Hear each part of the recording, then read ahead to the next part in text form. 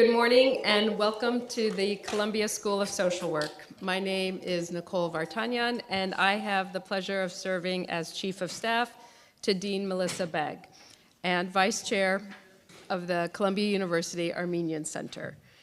Thank you for joining us for this convening on a topic of tremendous importance to us all: Artsakh, Nagorno Karabakh, loss, trauma, and restoration.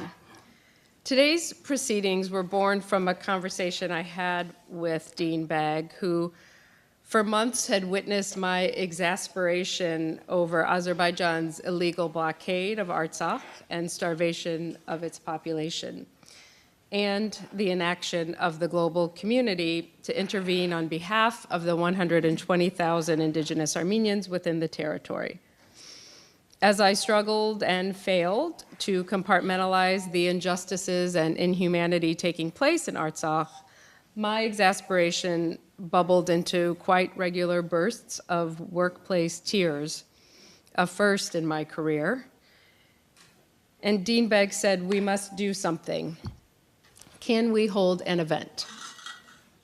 Those 5 words provided an opening to imagine what a social work-oriented event on Artsakh could look like. And the ideas grew organically from there.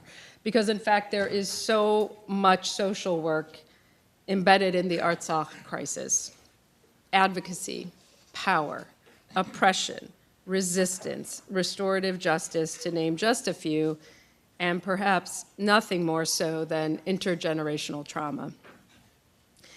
As my Armenian Center colleagues and I began to brainstorm ideas for an Artsakh event through a social work lens, the crisis in Artsakh was becoming increasingly dire and, of course, ultimately catastrophic.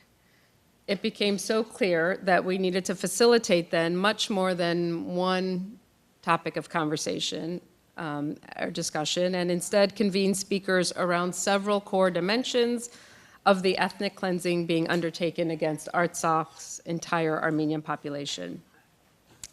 The international compilation of experts on our agenda today is really nothing short of extraordinary.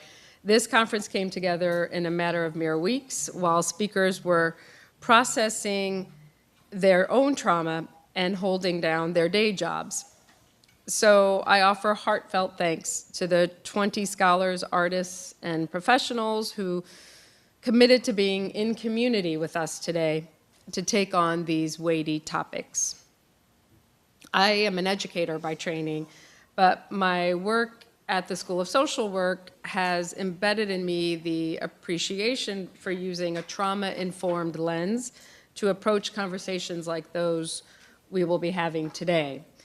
So to begin our discussions from this vantage point, we could not be more fortunate to have this first group of speakers with us. Our on-site participants have their bios in today's program booklets, but for our online viewers, I will offer a few key background notes on each panelist, following in the order in which they'll be speaking. Photographer scout Tufankjian has traveled the world documenting revolutions, natural disasters, and displacement. Her photos were featured in her 2008 New York Times and LA Times best-selling book, Yes We Can, Barack Obama's history-making presidential campaign.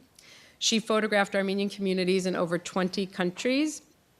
And to be featured in her second book, There Is Only the Earth, Images for Armenian Diaspora, which was released in commemoration of the centennial of the Armenian Genocide. Scout very recently returned from several weeks in Armenia documenting on-the-ground events during the blockade, military assault, and forced displacement of Artsakh Armenians into the Republic of Armenia. Dr. Kim Hekimian returned from Armenia even more recently, I don't know, maybe 36 hours ago. In addition to her day jobs as assistant professor of nutrition and pediatrics and the Institute of Human Nutrition at Columbia University, and associate director of education for the program in education in global and population health at the Vagelos College of Physicians and Surgeons, Kim has overnight jobs too. She remains active on the faculty at the American University of Armenia's School of Public Health and serves as an advisor to the Ministry of Health in Armenia. And through her role as a board member of the Armenian American Health Professionals Organization, Kim has conducted countless public health-focused Zoom information sessions for Armenians around the globe over the last 3 years to help the community cope with the fallout of the pandemic and wars with Azerbaijan. Currently in Armenia, and joining us via Zoom, Hekimian is coming home today, somewhat virtually, as she earned her Master's of Social Work right here at Columbia School of Social Work. She began her social work career working with children and families on both the East and West Coasts, but moved to Armenia after the war in 2020 to join in mental health efforts with soldiers, their families, and others affected by the war. She has also spent a large amount of time training local therapists and psychology students on topics such as trauma, grief, suicide prevention, and assessment. And after today, I'm sure we'll be convincing our final panelist, Dr. Martha Bragin, who is not yet here with us. She will be joining us shortly to make an inaugural trip to Armenia. But meanwhile, she is jointly appointed professor at the Silberman School of Social Work at Hunter College and the PhD program in social welfare at the Graduate Center of the City University of New York.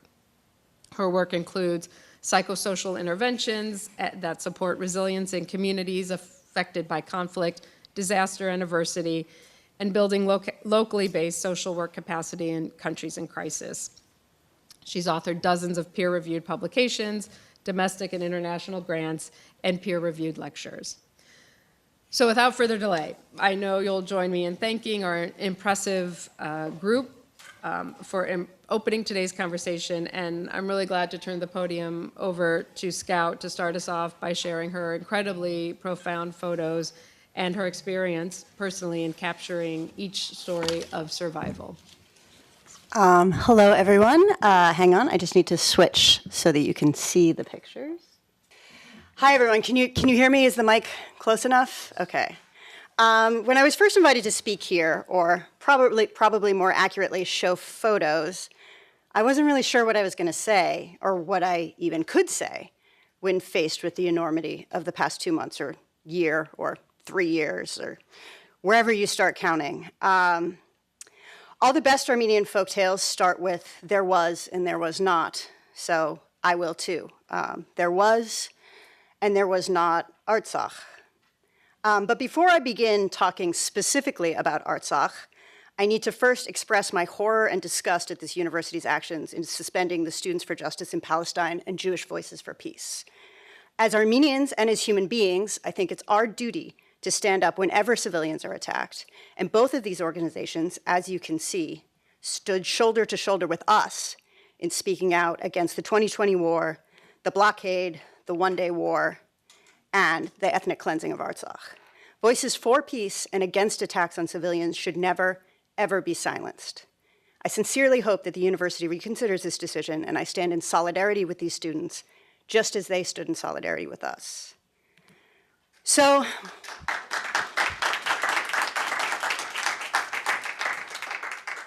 I've had a difficult time, as I said, trying to figure out what I want to or even am capable of saying. So I guess I'll start by introducing myself.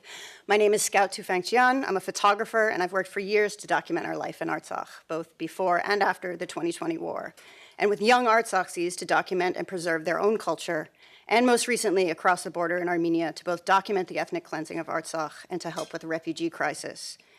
If I was more useful as a documentarian, I took pictures. If I was more useful as a set of hands, I handed out food, arranged transportation, like everyone there. We were all just trying to do whatever we could to help. But that doesn't necessarily mean I know how to talk about it. I know what I used to talk about. I used to talk about the importance and value of preserving and documenting Artsakh's living, breathing culture, and about what visual communicators, photographers, photojournalists, and those utilizing photographs to plead Artsakh's case were doing wrong, or maybe not enough of in Artsakh.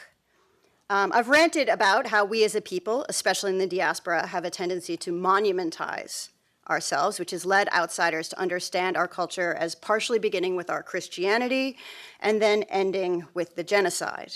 And we are partially responsible for this with the language we use to discuss ourselves and even our current events. Even the way many of us talk about the 2020 war as a continuation of the 1915 genocide makes people place it in a box labeled the past.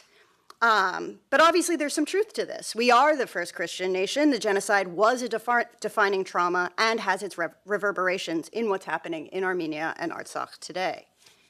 But, sorry, let me unclip this. We are also a living, breathing community that has grown and adapted and changed. And Artsakh was an incredible place just 2 months ago, whose citizens and culture needed to be preserved. Darbinyan is not just important to us because of its long history and its existence as clear proof of our indigeneity and long history in Artsakh. It's important because it's a place where we baptized our children and celebrated our faith, right up until the moment when we stopped being able to attend. We may have lost Hajin and Gurun and Akhtamar. We can still go there, unlike the places we've lost in Artsakh that are currently closed to us. But the ways in which we lived there are gone. And in 2020, we lost Tigranagert, and for all intents and purposes, Darbinyan. But we also lost Hadrut and Madagis, and now we have lost Chapniak and Stepanagert and Martuni. We cannot play in the hills of Berdzor, and we can no longer walk in the gorge below Shushi.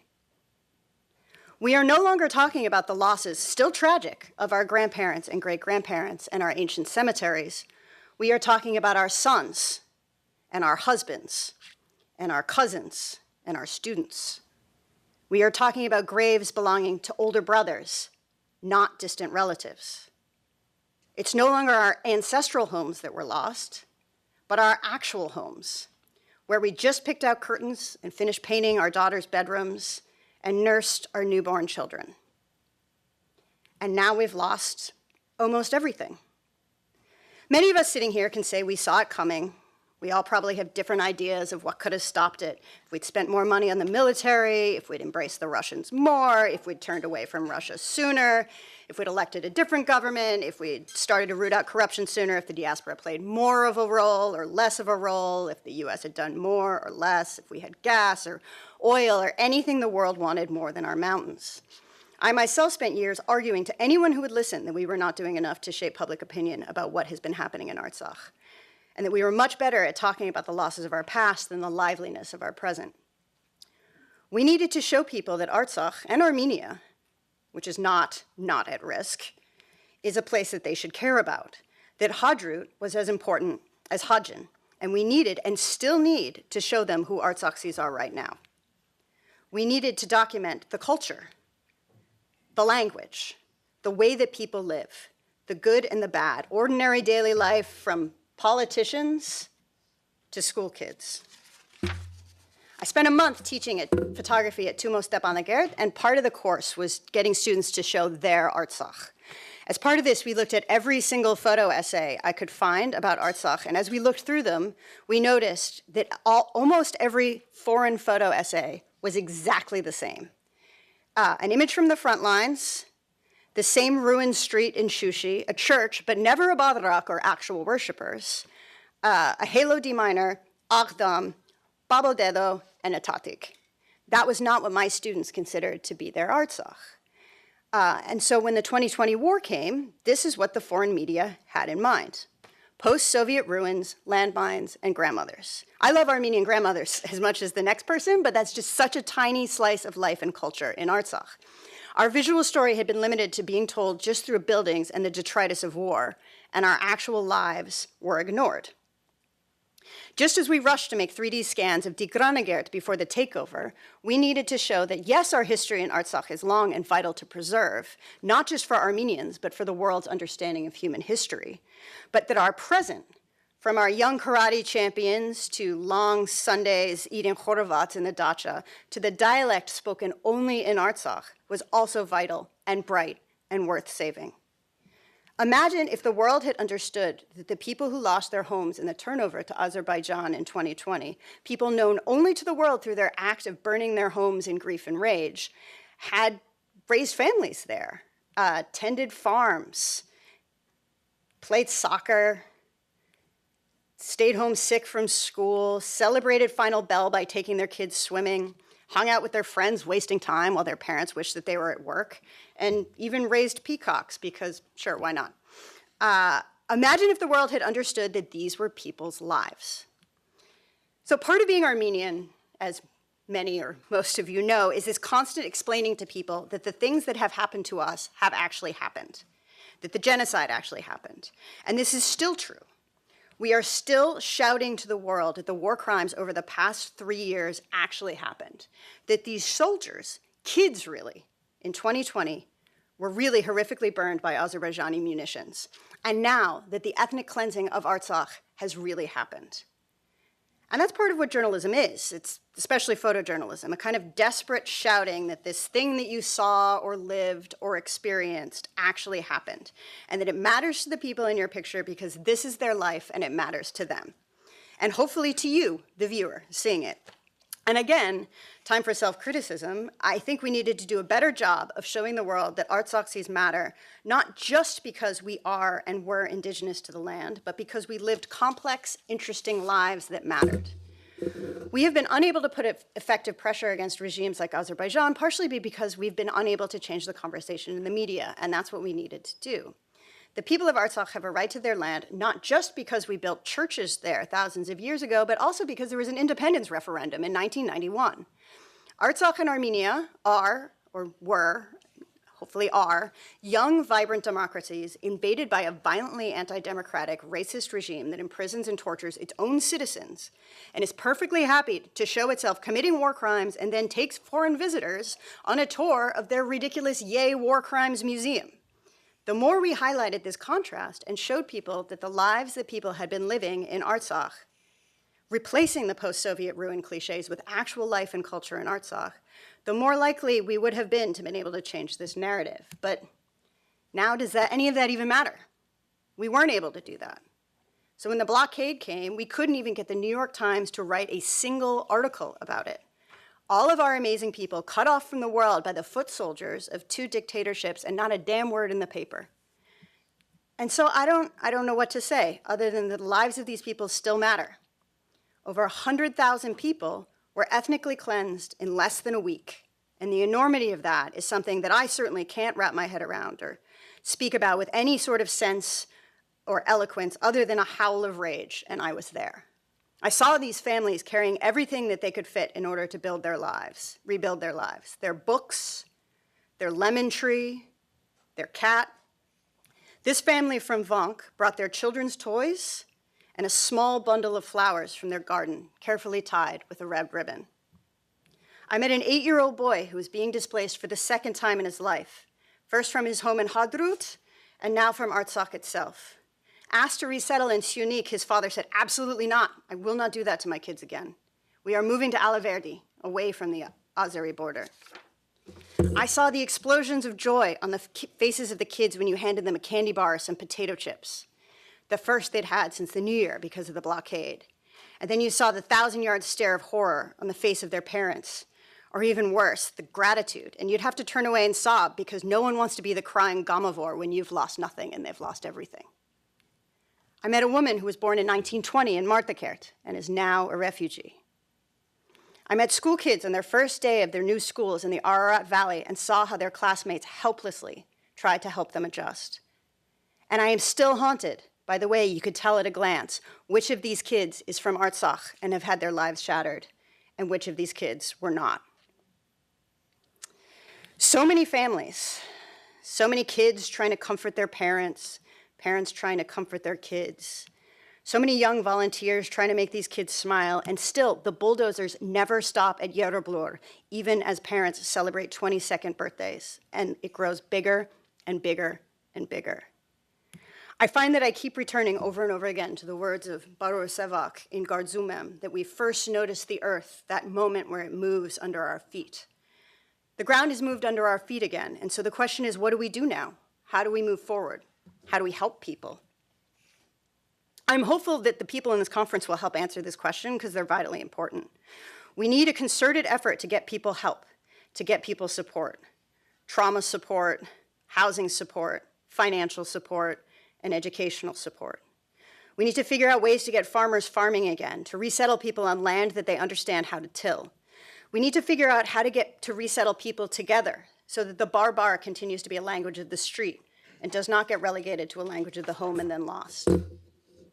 Armenia today is filled with volunteers who are doing everything possible to try and help these refugees. And those of us in the diaspora need to lend our support. And perhaps I'm wrong, and perhaps it's just getting started, but I feel like we're not seeing that as much as we should. In 2020, there were telethons, fundraisers, a constant drumbeat of pressure and financial support from the diaspora. Every thought and every post was about Artsakh. And I get that this isn't like 2020, where every family in Armenia and many in the diaspora were impacted by having a son or a neighbor or a cousin fighting or lost. I know that it's harder to know what to do now. I know that for many people outside of Artsakh, it was like losing a parent from a long-term illness, traumatic, but the mourning was almost finished before the actual death. But we cannot shrug our shoulders and pass it all off on the government or say that we saw it coming, even if we did. We need to do something now to help people. We've lost the land.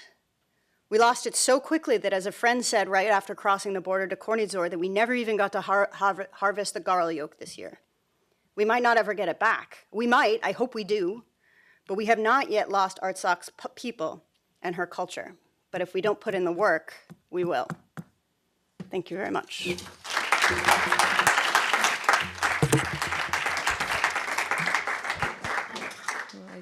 You can see why we wanted Scout to open the day, to ground us in the faces and the places that we're mourning and telling their stories in the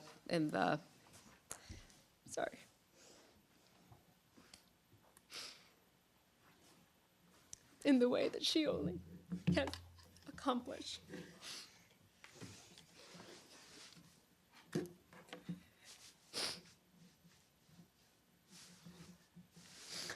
Sorry.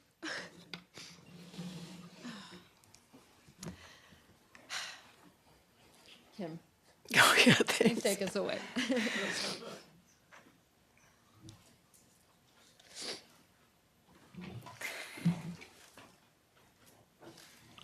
So thank you, Scout, for such a powerful opening to the conference and for sharing your incredible talent of capturing moments that really express through visuals so much more than we can do through words and text.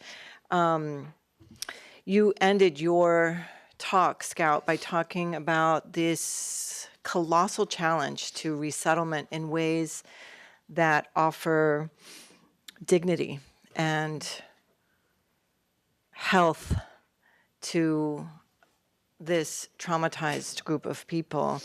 And I want to just continue that thought with a little bit of a discussion on approaches to public health and the issues of public health in crisis. And,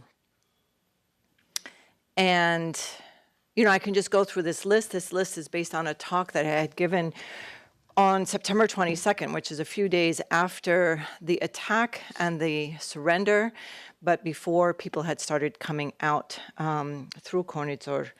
And the list remains the same. I wonder if my cursor works here. Yeah.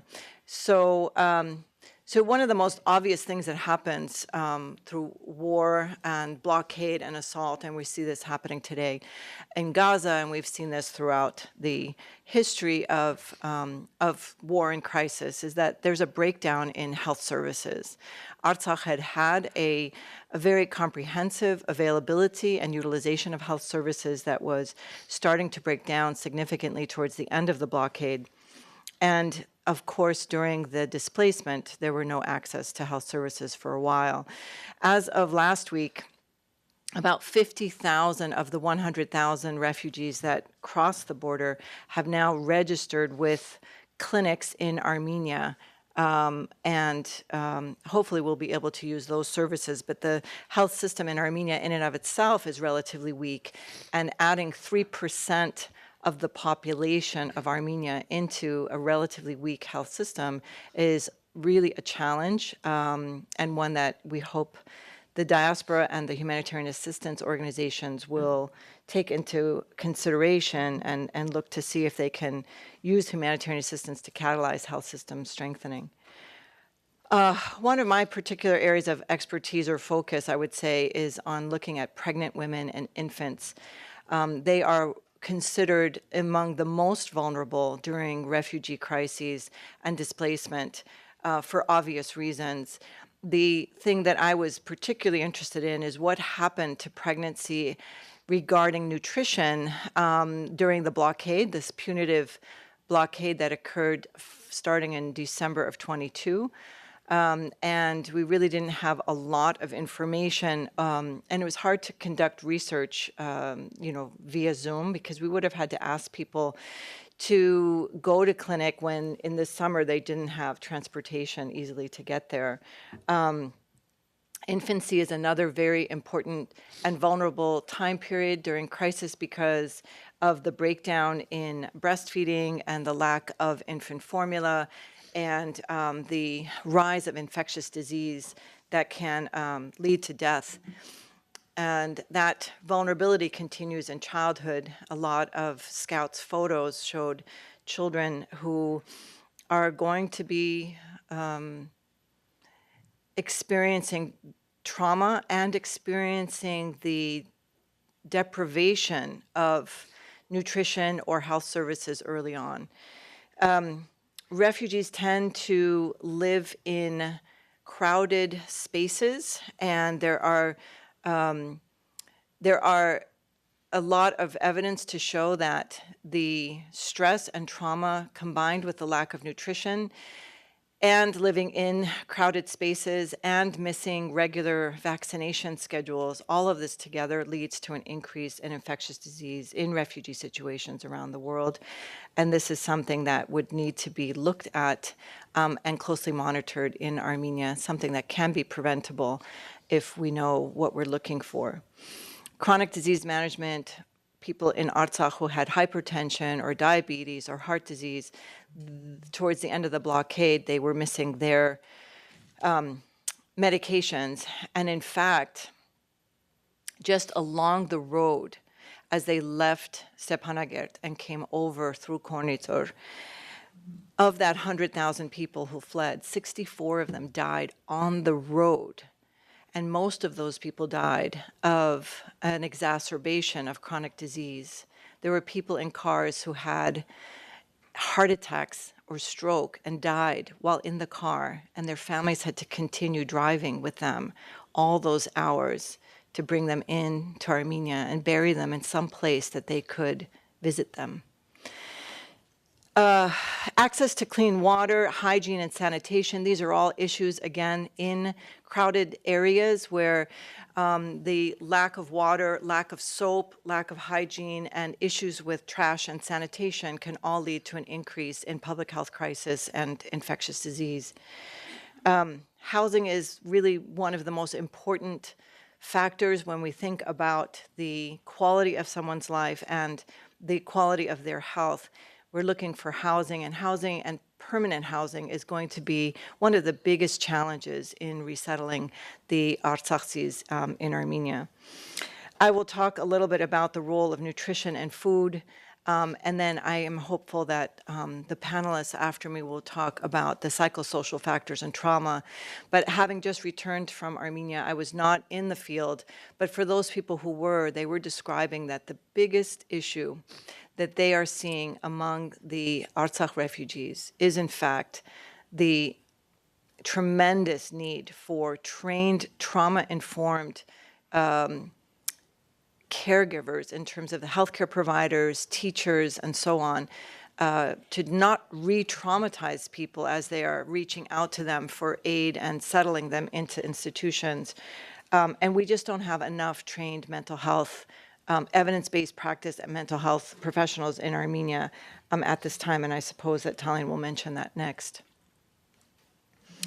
I want to just share with you something called the Sphere Handbook that was developed in the late 1990s, in part from the Mailman School of Public Health here at Columbia University. It's a charter for the minimum standards expected for humanitarian response. And it's based on two core beliefs: that people affected by disaster or conflict have the right to life with dignity, and therefore the right to assistance, and that all possible steps should be taken to alleviate human suffering arising out of disaster or conflict. And these principles, they have protection principles, this humanitarian charter, the core for humanitarian standards. They look at the issues I listed above, including water supply, sanitation and hygiene promotion, food security and nutrition, shelter and settlement, and health. And they go through by defining a set of standards that include, for example, things that were, I don't think, very well handled with our refugees, but thinking about menstrual hygiene and management, for example, and incontinence among adults as well. Management of maintenance of excreta, collection, transport, and disposal, and household and personal actions to control vectors, for example. This is a series of standards that have been written about and that are evidence-based by the literature, but as we see, again, in Gaza and as we saw during the blockade, I mean, that these are violated principles all of the time. The area of nutrition is one of my interests and focuses, so I'm going to talk about the nutrition pathways to death and disability. On the left, we have a column here that looks at poverty and social political context, and I would call conflict here, increased exposure to infections, food insecurity, and poor access or uptake of health services here on the left, all of these leading to possibilities of, during pregnancy, intrauterine growth restriction, micronutrient deficiencies, reduced energy intake or caloric intake, and reduced breastfeeding. All of these, in turn, can lead to disease and even death. There are intergenerational consequences of undernutrition, particularly starting during pregnancy. So somebody who is pregnant and has malnutrition, particularly in the first trimester, we know that changes fetal programming that will last for generations and cannot be fixed. And we know this from looking at the Dutch famine from 1944, 1945. Again, very important study that came out of the Mailman School of Public Health at Columbia. And so, we look for low birth weight babies as a result of poor nutrition during pregnancy can have impaired mental development and inadequate growth. They may become stunted children where they are short for height, for age. If they are not receiving appropriate nutrition, they will grow into adolescence with stunted growth, and adolescent girls will become young women who get pregnant and sort of continue that cycle. And the cycle can change over the generations. The cycle can continue over the generations. We do know, however, that there is plenty of evidence to show that there are nutrition programs that can intervene at any part of the course of the life cycle and change up that intergenerational series of consequences. And one of the most important is having a good diet and micronutrients during pregnancy, starting immediate initiation or breastfeeding and continuing with exclusive breastfeeding to 6 months of age. When I look at some of the photos that I pulled these up from, not from Scout, but from other sources, every time I think about the child and think, what are they eating? What is it that is in these bags, or who's giving them what, to determine whether or not they are receiving the nutrition that they need to succeed? Here's another baby here, baby here, baby here. Are they able to successfully breastfeed, which would be optimal, or are they being given infant formula, or are they just giving whatever it is that they have at that moment to give for some calories and sustenance, but knowing that it's less than optimal nutrition for their growth and development? Again, more babies here, children here. One of the things that's sort of unique about this refugee crisis compared perhaps to others is that as people flowed out of the Nagorno-Karabakh Artsakh region, they settled in different areas throughout the entire country. And this series of circles is weighted by size in terms of where the refugees were as of a few weeks ago. There's quite a bit of mobility in the refugee population. But what that means is if we're going to respond with a public health response, we have to do it throughout the entire country. And that is a little bit harder to coordinate than when you have all refugees sort of in one setting. We ideally would want to take measures of height and weight for age to see if we could determine the level of malnutrition among children. These are photographs taken in a regular polyclinic setting. This is very hard to do in the shelters.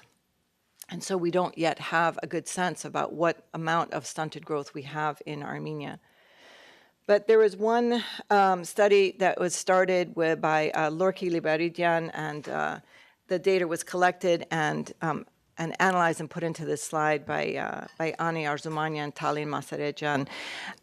They looked at refugee hemoglobin levels by age, and they took sort of a point-of-care hemoglobin measure. And they noticed that actually we don't see in this very small sample that cannot be considered generalizable, but in this small sample, we do not see levels of moderate or severe anemia that we were expecting to see. And we don't see it in the children here, and we don't see it in the women of reproductive age.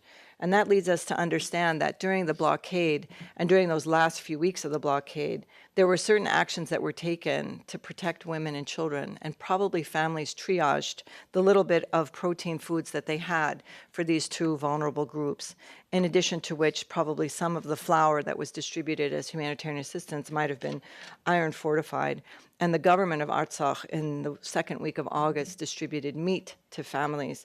And so all of these individual little actions ended up protecting a population against something that I had assumed we would see very severe levels of anemia. I'm just finishing up, Nicole, because I know I'm on my last minute.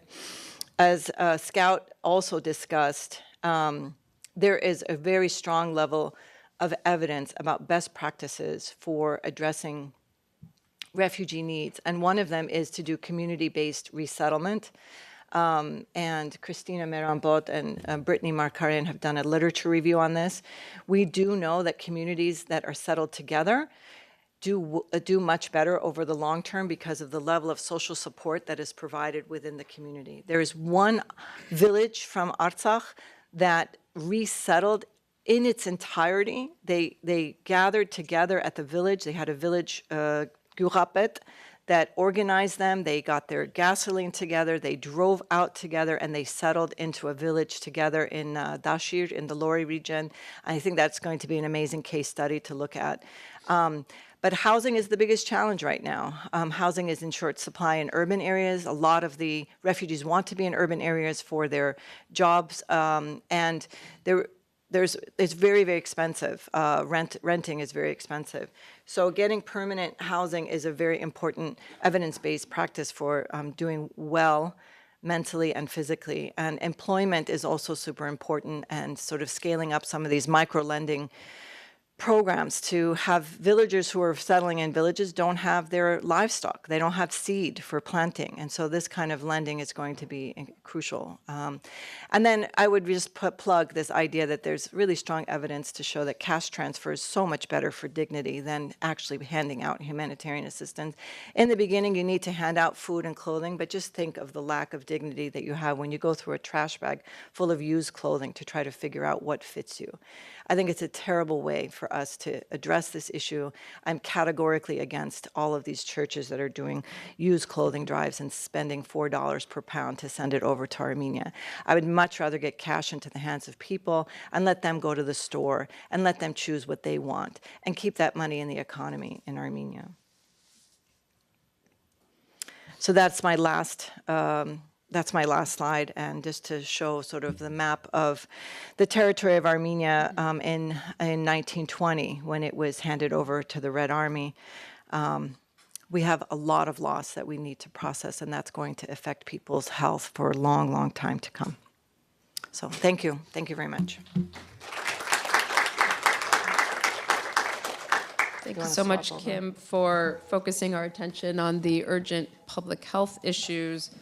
that demand our attention, and how they interact with the mental health needs of our refugee population as well.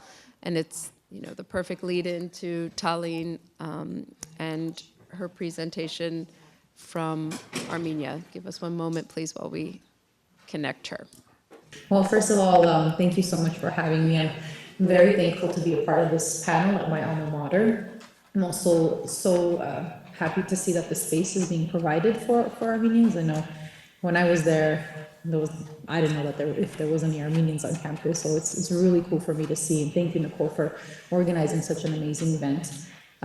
So today I'm going to be talking about transgenerational trauma, intergenerational trauma, what it is, how it shows up in the Armenian community, whether it's in the diaspora, in Armenia, or from currently displaced folks from Artsakh, and also how we can move forward and build on our resilience. So first off, what is intergenerational or transgenerational trauma?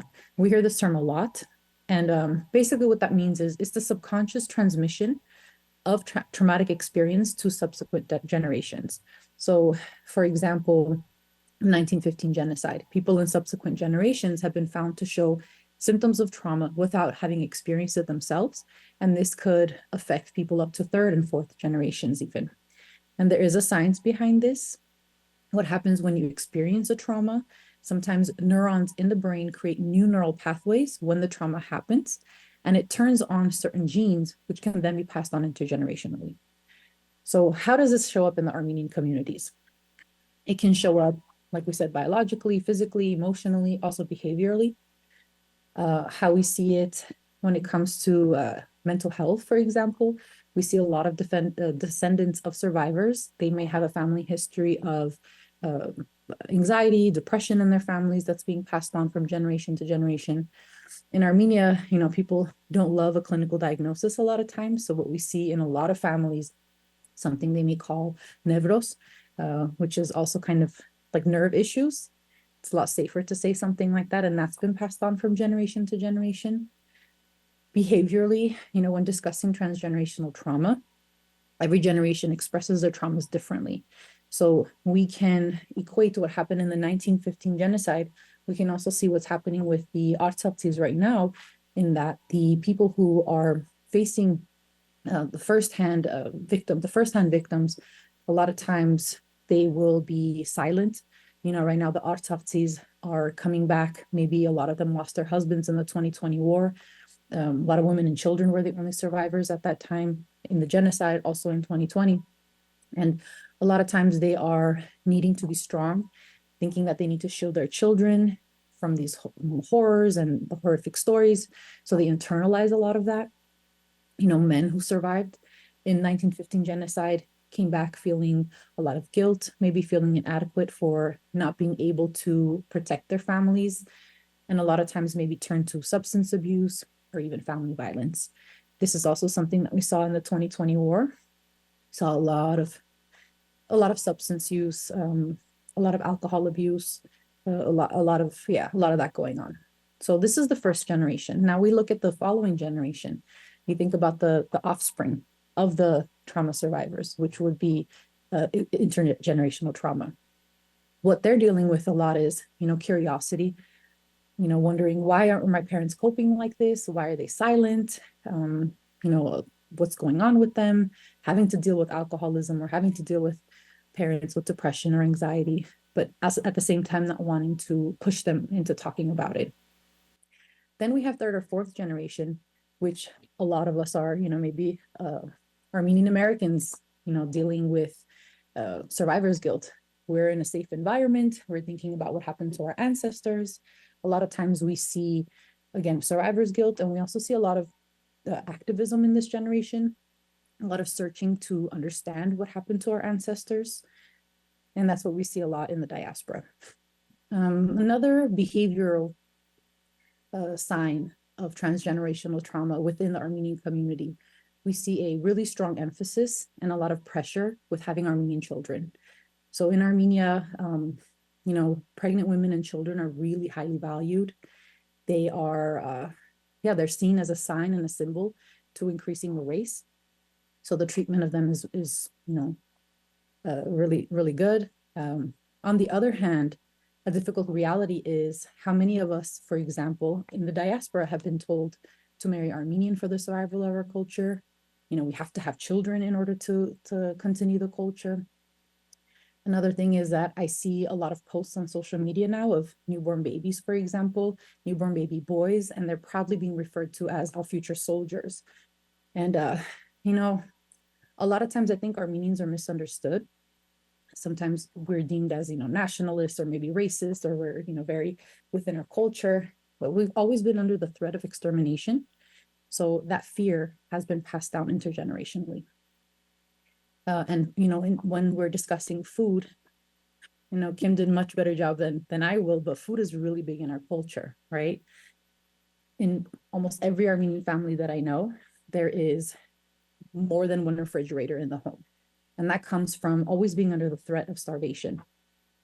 A lot of families will have huge freezers with months worth of meat, just in case, right, for a rainy day. And we definitely saw that in the months ago during the blockade. That's part of our traumas. Lastly, hypervigilance. Hypervigilance is really, really common with Armenians when it comes to many different things. For example, kids and sleepovers. How many Armenian Americans, for example, their parents didn't let them sleep over at their friends' houses because historically one misstep and your family could be killed. Another idea when it comes to hypervigilance is mistrusting institutions, whether that's the medical system, educational system, the government. And that's not just in Armenia. I see that more in the diaspora. You know, even working as a clinical therapist, I have a lot of Armenian clients who will question, you know, where are these notes going to? What are you telling my insurance? Can you not tell my insurance? There is a big mistrust of the system, whatever that might be. In Armenia, something that's really interesting, I feel, and this could be coming from communist times, it could be coming from the Ottoman Empire, just, you know, everything that's been going on for years and years. People don't go to the police for justice. People don't go, you know, when there's a civil issue. A lot of times what happens in Armenia is people will go to community members. Maybe they know a neighbor or someone who knows someone. And, you know, this side of the conflict and that side of the conflict, they will come together and they will resolve their conflict together without using the law. And that comes from that trauma. So steps in how to stop the passing of transgenerational trauma. I think one of the biggest things is, and one of the biggest reasons why we have such a hard time moving on is because our trauma is so complex and it's chronic. It's not just this happened, how do we heal and move on from it? We just keep getting re-traumatized from the Hekimian massacres from 1915 to Sumgait, the 90s, 2014, 2020, 2023. It keeps happening. So people in Armenia, especially the ones from Artsakh, are still dealing with the physical threat of the same perpetrators from 100 years ago. So we're neighbors with them. And we're not getting validated by the perpetrators. We're not getting validation from institutions, mainstream media. We haven't gotten any reparations. So it's like giving trauma-focused therapy to a child abuse victim. You can't heal from the trauma when you're continuously being in that abusive environment, right? We have to get the child to safety in order to get them to heal from the trauma. So the Armenian people have yet to reach safety, especially the ones that just came from Artsakh. They haven't had peace or safety in years. So now that we're all experts of trans and intergenerational trauma, I think it's important to talk about specific ways that our community can move forward from it and how we can try our best not to pass this on to the next generation. So first off, one really important thing for all of us is that we need to name our feelings, take control of our emotions, whether that's through, you know, therapy, supportive friends, whether that's getting involved in the Armenian community, nature, putting on events like today, for example, so we can feel institutional validation. Because we might never get that from Turkey. We might never get that from Azerbaijan, from the United States, and we don't have control over that. And I think that's a really frustrating part, is that we're just screaming for the support. We're screaming for the acknowledgement, and we're not getting that. So we have to create it ourselves. Another thing that I think is really important is that we hold space for the grief, we honor what's been lost, and at the same time find ways to move on. So an example would be in 2020, we worked with a lot of mothers of fallen soldiers, and grieving mothers in our culture for a good year, right? We're wearing black, maybe we're not getting our hair done, we are not going out, we can't listen to music. There's all sorts of restrictions to respectfully honor your loved one. And if you look a little happy, then maybe that means that you didn't love your son enough, or you're not respecting his honor. And what really that person needs, that we know, is they need social support. They need to be engaging in movement and activities that's going to help them to get out of a depressive state, for example. And that's not what they allow themselves to do. So a lot of work that we did with these mothers of fallen soldiers, as well as injured soldiers who came back, is, coming up with ways that they can acknowledge the grief and acknowledge that person. So for example, maybe starting a foundation in their name, at the same time being able to, go on walks every day. Both can exist, and that doesn't mean that you're disrespecting their honor. So we can take that same concept now about Artsakh. A lot of us are mourning and grieving the loss of Artsakh. So how do we continue to remember the people of Artsakh, remember our homeland, and at the same time, not allow that our oppressors ruin the spirit of the living, right? So we're still living, we're still alive. How do we do both? Lastly, when we're talking about transgenerational trauma, we are talking about what we're leaving for the children, right? So we want to model for our children and community members on how we can deal with challenging feelings. So that means we allow our kids to talk honestly, and we explain to them in an age-appropriate manner on how we can deal with these things, what's happening, allow for questions, and allow for them to participate in volunteer efforts if they want to. Maybe writing letters to kids in Artsakh, from Artsakh. I know that when the mass exodus was happening, lots of kids from Glories were skipping school, and they were handing out lunches to the kids who were coming in. And that was really powerful.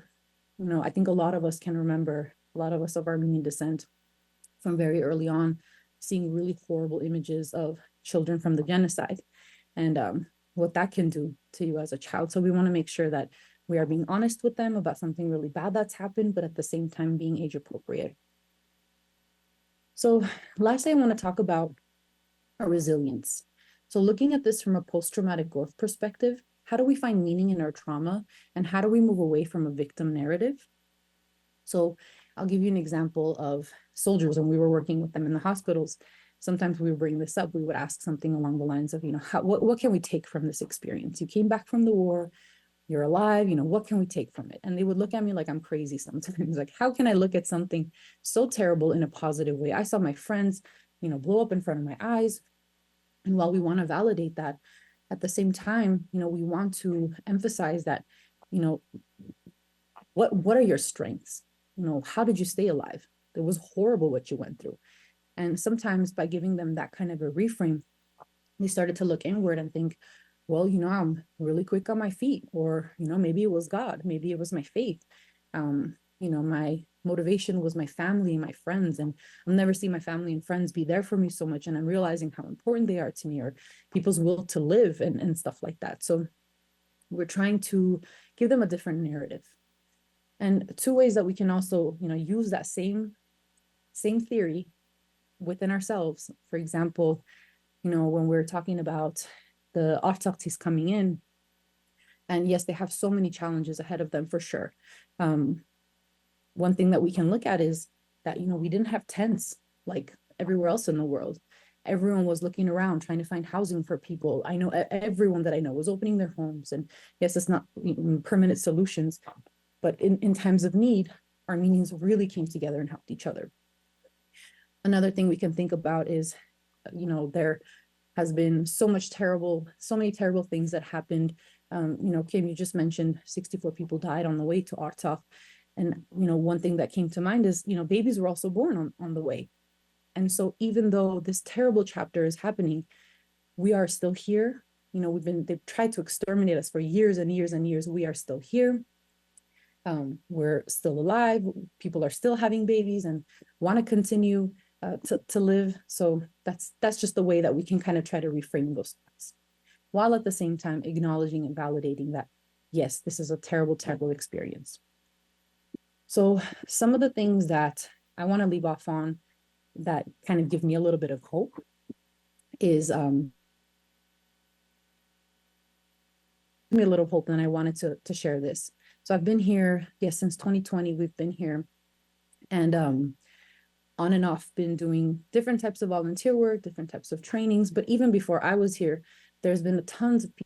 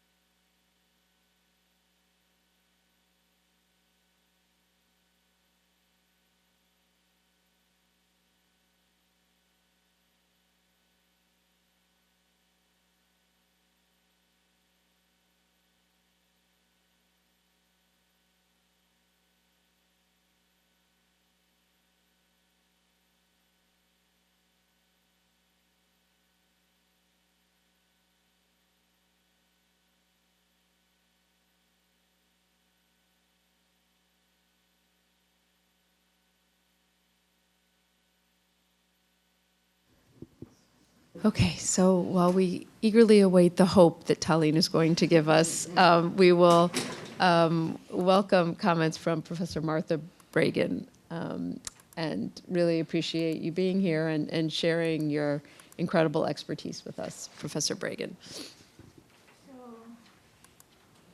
I am so grateful. Whoops.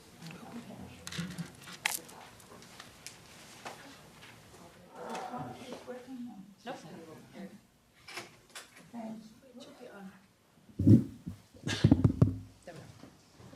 I am so grateful and so honored to be here with you at this moment. And inviting me to accompany all of you in this conference and this process. It is a very brave thing to call a conference, that is, to bring people together in suffering and in thought in the midst of loss, displacement, and betrayal. And yes, as I understand it, ongoing daily work toward restorative action. I understand in that moment of hope that no one is giving up in this room or outside of it. I am so appreciative of you, Scout, and the way that you framed this discussion for us in a way that balanced history and the present moment and the vibrance, the liveliness, and even invited us to look into people's eyes so that we really understood differences and both past and future without having to say the words. And the sense of incredible frustration and betrayal when you know a truth and you've got the connections to talk to people and you've got the pictures to show it, and no one is listening. They will not hear. They refuse to hear. That, and I am also very grateful to you, Dr. Kim, who reminds me of all the great work done here at Mailman School of Social Work.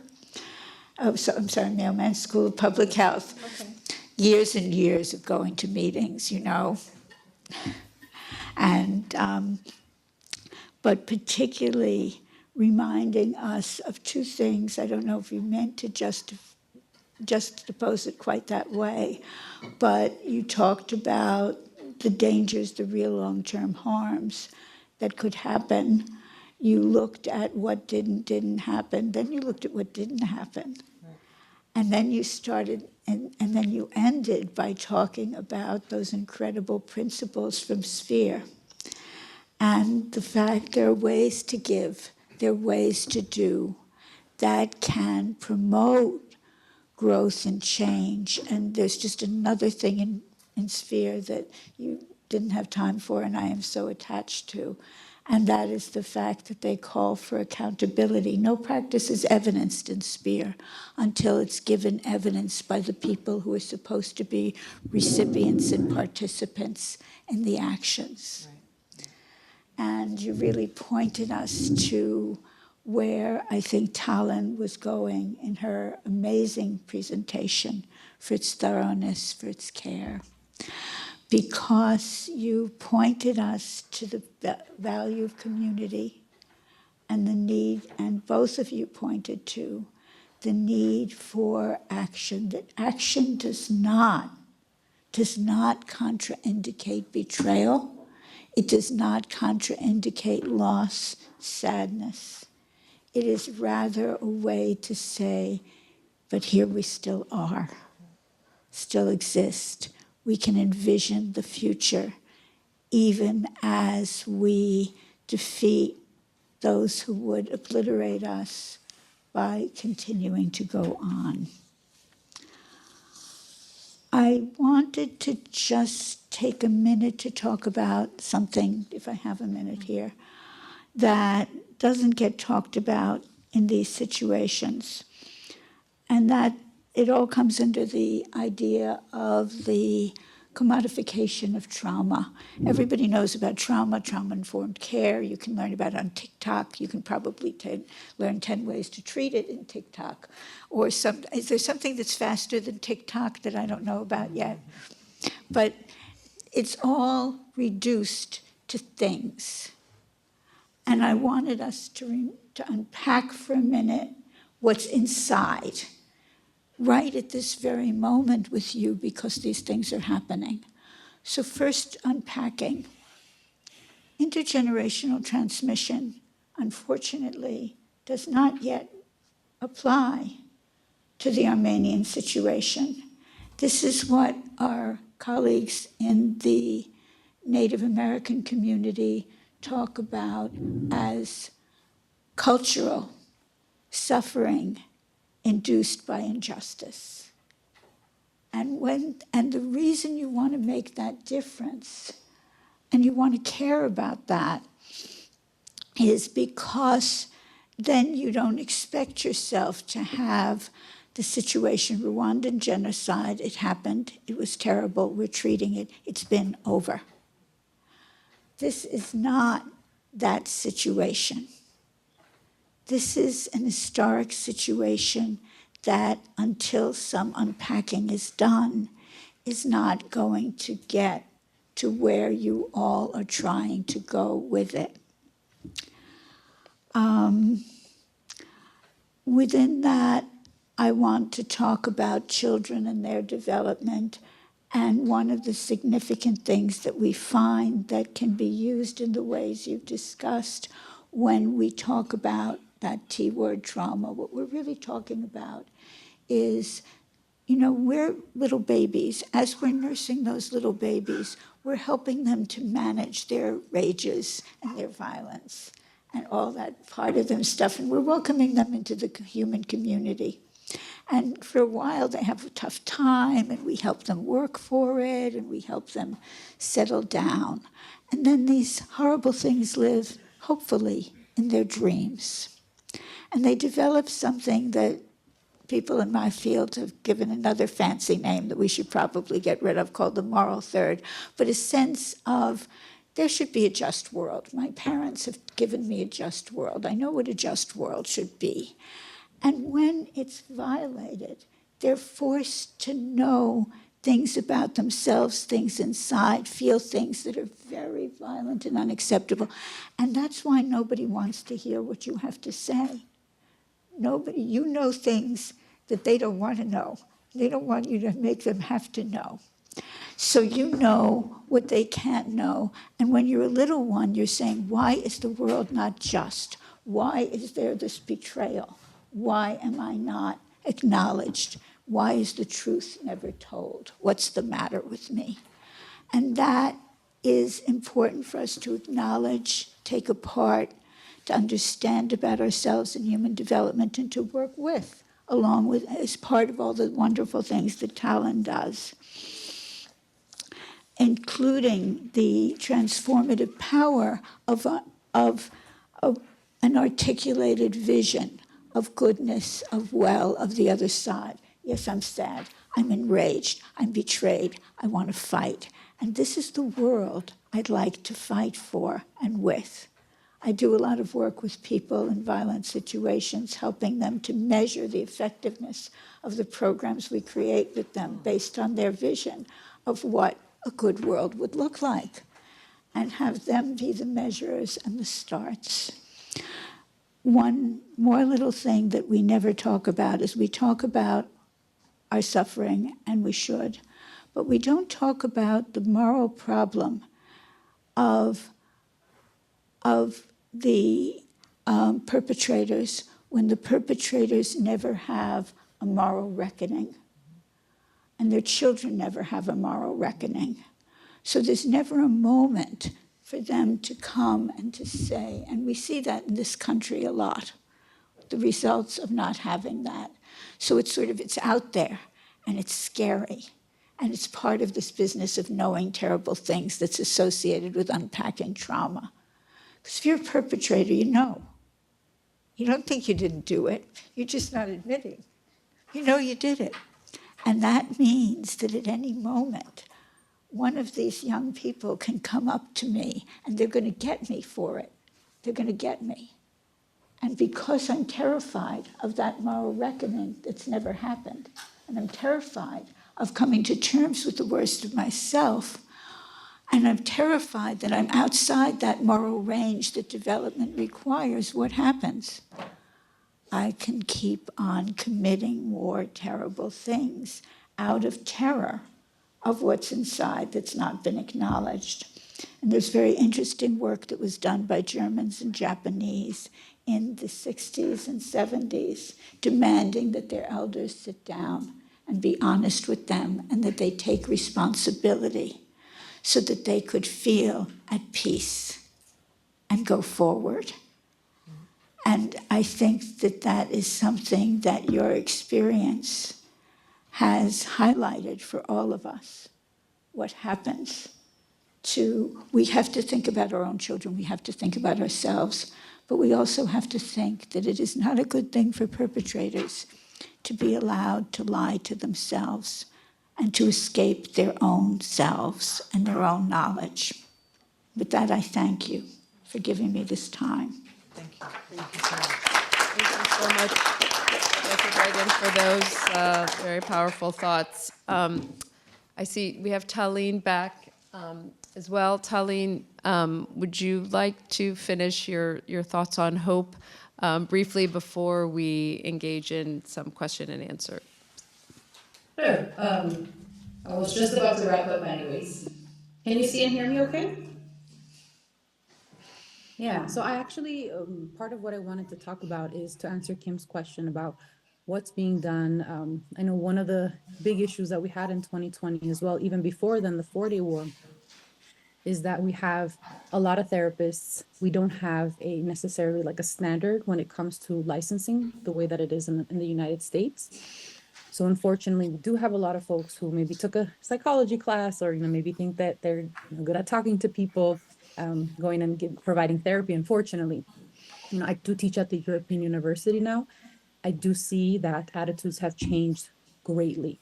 So lots of people are getting their master's degree. I know so many incredible local therapists who a lot of times will advise me on what to do. And that's been really humbling and really great to see that, people here on the ground are also fighting to have a licensing procedure. There's actually a program that we were bringing in from Los Angeles, and we're working with the Ministry of Education. So the government is also a part of this, the Ministry of Education, the Ministry of Defense, trying to get certain evidence-based programs in the schools, trying to get them in the military. So there's a post-traumatic growth program as well, training these therapists who are working with soldiers regardless. They might not have the educational background, but we're getting them the training that they need. And this is, again, a result of so many different international programs, local NGOs, and just years and years of preparing for these types of crises. And yes, we have a long way to go for sure. And 100,000 people coming in, probably most of them needing mental health supports. It's gonna take some time.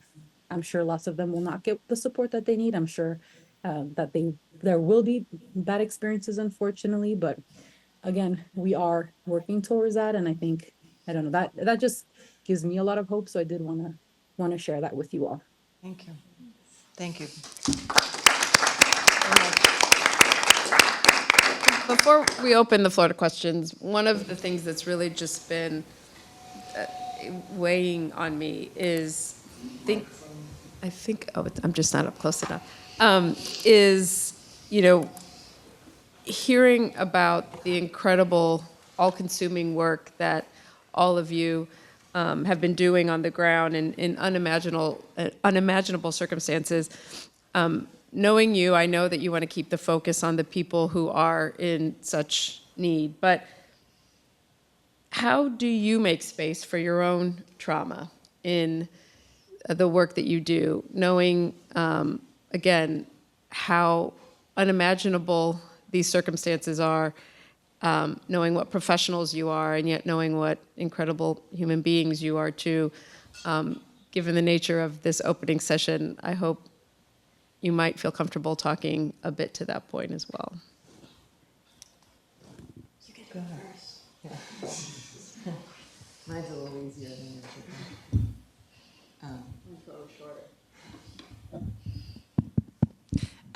So for me, my only coping mechanism is to jump into science and data. And I don't think that that's the best way, and I probably would be counseled out of that. But I don't think I could do what Scout does. I just don't think that's not my strength.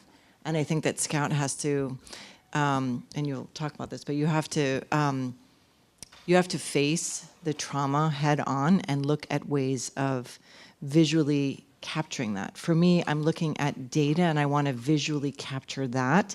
And I want the data to lead to some kind of a productive intervention to try to start to help. And if I don't have that, that feels very, very, very disempowering. And so I think a lot of us and some of my colleagues in this room who, when September 19th happened, we jumped into creating plans for data collection and literature reviews because that was our mechanism of coping. And I don't know that was very impactful, but it was for us a way to use our expertise and feel productive. Nicole, is this on now? I don't really. I am one of those Armenians that Tallinn talks about that is really bad at this. So I work more. I go for long walks and listen to sad music. I don't really have any good coping skills. I just try to work as much as possible. Go ahead, let Tallinn go. Is it my turn? Well, let me give you all the answers. Just kidding. I think one thing, especially when the war first happened in 2020, I think a lot of us turned to activism to kind of to feel better, to feel connected. Coming to Armenia has given me so much peace because when you're close by, you feel like you can do something. You don't feel as helpless as you do in the diaspora. But I definitely, try to engage in a lot of movement, family, but activism, I think for me has been really helpful. But, you have to know your limits too. Nicole? Nicole? No, what do I? How do you cope just in general with your work, not with this particular crisis? Well, I think I share some of this with all of you. My daughter, who is also an activist, calls me Boxer the horse from Animal Farm because she claims that there is no problem on earth that I don't respond to with, I must work harder, I must do more, I must get up an hour earlier. But the other thing I get to do, because I'm an old person, and this is the wonderful thing, is I get to see Talene, who's a social work graduate, out there making such creative use of what she's learned. I get to hear and from Scout with all her passion, and we can talk about some things that may be helpful if you didn't denigrate them about yourself that I bet you're already doing, to make you cherish your art and cherish that vision that you have and bring that vision to the world. I love the fact that I get to hear you. I'm gonna do some, what we call, from where I'm from, Jewish geography, and we're gonna try to find out if you know the people I know from Mailman Public Health. But what I love in what you're doing is you're jumping into those data, and you're knowing that those data will find something that will get you heard. So when Scout says to you, nobody's hearing you, you can say, well, they'll listen to my numbers. I've got some numbers for you. And I get to be invited by the wonderful Nicole to come to this place where I'm just a guest, and be able to accompany you and spend time learning from you at such an important moment. Well, thank you all for sharing those personal comments. I don't want to be selfish and take up all the time. I could ask 1,000 questions. We have a few moments for questions from any of you that you may have for the panelists. Yes. First, I want to say thank you for having us here in person today. You speak into your. Oh, yeah, to this. You can Yes. turn it on just by pressing the button. So, yeah. Okay. Thank you for having us here in person today. And I'm surprised I didn't hear any one of you say that this is by far your greatest coping skill. Because for me, this is probably the best coping skill. And I have run out of coping skills. They're not working for me anymore. I'm not someone that drinks, takes drugs. I don't know what else I can do to cope, but I have to tell you, being here is by far the best thing that has happened to me in these last few weeks, because you've had us here in person and you're treating us with great respect. Thank you for the great, healthy, nutritional food out there. Thank you for the beautiful environment. Thank you for having us here. Thank you for listening to us, because nobody's listening to us. Up until this moment, I've been feeling very lonely for a long, long time. And whenever I have an opportunity to be a part of a group like this, it does take away my pain. The Zoom meetings are great. Those help a lot, but there is nothing like this. When I see the amount of information that's being presented us today, it's way too overwhelming. We must divide and conquer. We cannot do this. We all have to forgive ourselves for not being able to do all of it on our own, for not coming up with something so novel and creative, which our brains should be capable of doing, because we've been suffering for so long. And yes, we are highly intelligent, creative people. None of us can do it alone. But if we are together in a group like this, we can do it. But we need a group like this more often. And it has to bring us together. And then we have to divide and conquer. And then we have to do something that no Armenian I know is very good at doing. We have to relinquish control. When we divide and conquer, we must trust the groups to be able to take care of what needs to be done on their own with our opinions. Sometimes we need to come together, brainstorm, work with one another, but we have to relinquish control. But we need a group like this to come together, because if we don't have a group like this, then there's going to be a lot of people like me who have been working on trying to do something every single day since September 27th, 2020, from the moment I woke up and I thought it was a joke when I saw that my friends and the people I loved were being attacked. I have not stopped for a second, but I've been very lonely, and sometimes I collaborate with other groups, but there is no central group like this that brings us together in person so that we know we are not alone. And so we know that there are other people who are listening to what we have to say. And so I want to thank you. You've helped me very much. And I believe I'm not incorrect in saying that this is a great coping skill for all of us, and we need you, so thank you. And thank you for letting me talk for so long. I'm sorry. We're so glad to have you, and what you said is I think, hitting all of us very close to our hearts. So thank you for everyone being here in community today. Armin.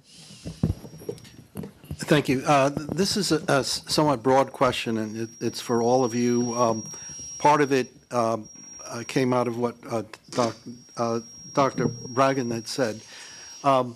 What are the lessons in terms of the question of intergenerational trauma that we can learn with both the Armenian and the German experience? And when I say the German experience, I'm also talking about the Jewish, but also the perpetrator experience of restoring healthy transitions between generations. I know it's a little early now to think of that with regard to Artsakh, but with regard to the Armenian genocide, we know quite a bit about the trauma of the first generation, the second generation. We had hoped that the 100th anniversary would be a moment of change within the Armenian community, where the focus would be on looking to building a stronger future for Armenians, both in the diaspora and in the Republic. Unfortunately, that soon came with the question of what happens in Artsakh. But I'd like to see if you have any thoughts on that.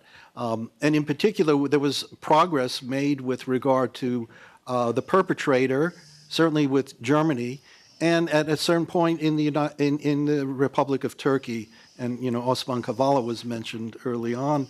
That has all gone backwards, as we know. But the people who opened up in those societies are still there. What can we learn from that? And again, I apologize for so broad a question. Should I start? Okay. So I lived in Istanbul for about a year and a half. So as a former resident, I'm only qualified to talk about my own experiences there. But I will say I think this gets into the stuff that Tallinn is talking about with the things that we can't control. And one of the things we can't control is the Turkish education system. So even leftist Turks that I would run into, I would get the sense, or I would have people say things like, "It's okay that you're Armenian. Like I don't blame you for all the stuff you guys did." And so I don't think we can fight the Turkish education system. I think that we have a natural allyship. I think the Kurds have done amazing work reconciling and wrestling with their role in the genocide in both 1950 and 1920 Hekimian massacres. And I think that there's some natural allyship there, and a lot of work being done between Armenian and Kurdish communities. But I don't think that we can fight the Turkish education system. So I'm not sure if there's a lot of movement there right now, especially right now. Maybe 10 years ago, but now I think the ship is currently sailed. But I think other people can answer that more than I can. I want to say something about the Armenian community, because there's something I didn't talk about, and that's because of the great success as I understand it as an outsider. And that is that through community strength and awareness and building on the living, Armenians are not enacting replicas of what was done to them on other people. Armenians avoid that. Wherever you go, when you see Armenians, you see them looking to not reenact what happened to them, but to find a way to build something.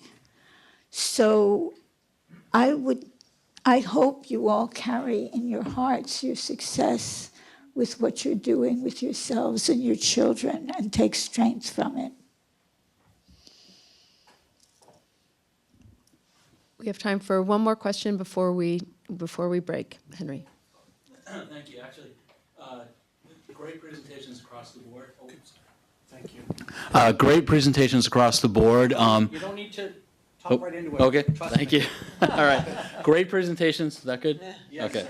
Great presentations. Can you edit that out, by the way? I will. Great presentations across the board, and I hope I'm not lapsing a little bit more on the academic side of things. But I had a question for Talene and then for Scout. Talene, I kind of interpreted some of what you were saying, that you were hinting at points where a sort of masculinism was a potential impediment to a healthy approach to addressing trauma. And I'm wondering if I got that right and if that's something you could comment on. And then Scout, I have to say, you said before your session that no one invites you anywhere to speak. If that were ever true, it's no longer true. You're going to get invited everywhere to speak because you were amazing in mixing visual imagery with an oral sort of explanation and amplification and so forth. It was a stunning presentation. And I'm going to say, I think the aesthetic that you have is something I think also Satrakian is developing. I think you're onto something incredibly important in what you're doing, which I don't think we've done in Armenian circles has happened before. And I can only say that you're somehow mixing a very high level visual aesthetic with a very complex way of dealing with the content. And particularly we're talking about trauma. And I think there's a universal part to that I think makes your work potentially accessible to people outside of Armenian circles in ways that we really, I think as a community, have not been great at doing. And really congratulate you on that. And I guess the question I have is, since 2020, has your visual aesthetic, how you're approaching things as an artist, shifted as you've engaged maybe new content or engaged it in a different way, and maybe been struck? I mean, obviously the things you're doing are incredibly challenging. Have you had to adapt, and has that been productive? Has that been restrictive, and so forth? Do you want to tell me to go first? Yeah, whatever. It's your choice. Yeah. First of all, I wish I was in a room with you guys. I just feel the warmth, and I wish I was in the community with you all. But wonderful questions. So to answer that question, it's definitely. I have seen even now, even in America, there is this immense pressure for men to, be men, and to have to be strong for their families and not show emotion, and if you do, then especially in our culture, maybe it's a sign of weakness, for example, and what happens a lot of times. I have this conversation with my husband all the time. He's like, oh, women just, cry and stuff like that. I'm like, yes, this is how we release, or I release emotions. Sometimes I cry, but you also get really angry, right? So they're showing emotion in different ways because it's more acceptable to show anger. It's more acceptable to go to the bottle or to maybe smoke some marijuana, which we saw a lot with our we see a lot in Armenia right now with our young people's getting high to kind of mask that pain and cope. So imagine in 1915, these men are coming back and, feeling like maybe their spouses were raped in front of them. Maybe their family members were killed in front of them and they had no choice. They couldn't do anything. They couldn't fight. Maybe they didn't have weapons. So feeling super, super helpless and maybe feeling emasculated at that point that they couldn't protect, their loved ones. So for that reason, maybe again, in order to cope, because they might not have the same kind of social supports that women do, or it might not be socially acceptable to cry and name your emotions and say, I'm sad, I'm feeling helpless, I'm feeling this, I'm feeling that. They turn to other means, which we definitely see now as well, in Armenia especially. Does that answer the question? Yes. Okay, thank you for giving me a chance to try and come up with an answer. So my work has always been about trying to build connections between the people who are looking at the pictures and the people who are in the pictures. And in terms of my visual aesthetic, I frequently describe it as this is how I see.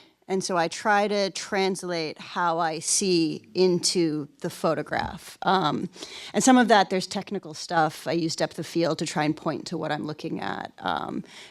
But I also use it to try to give the viewer a sense of being there, while also respecting the person who is in the image. And so those are the things that I kind of deal with. I don't know if it's different when the stories that I'm telling are the stories of our people, of my people. I don't know.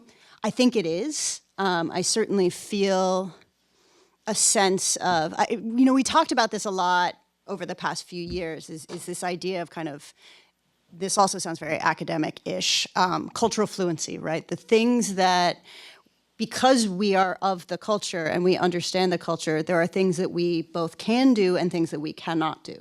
So you'll see a lot of kind of foreign photographers getting up in people's faces at Yereblor or on the road in Hornidzor and things that I would never do, because these are my people and I understand how intrusive that is. And some of that is just basic level humanity, which can be lacking. But some of it is also just, it's my friends who are crossing the border. I'm running into, and I'm not saying that I try to treat strangers any differently, but it must be different.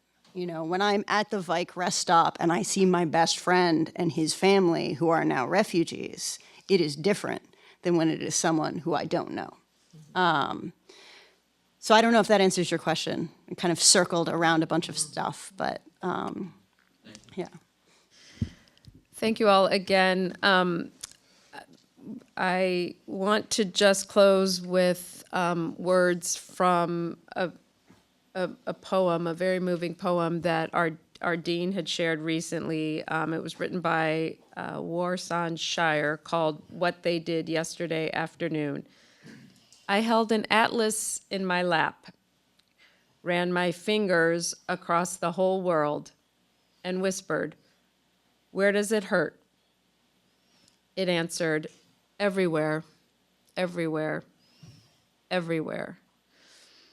At a time when the world is hurting, we're hurting, I just thank you all so much for being here in community, and I thank our extraordinary panelists for sharing their incredible insights with us today. Thank you so much. Let's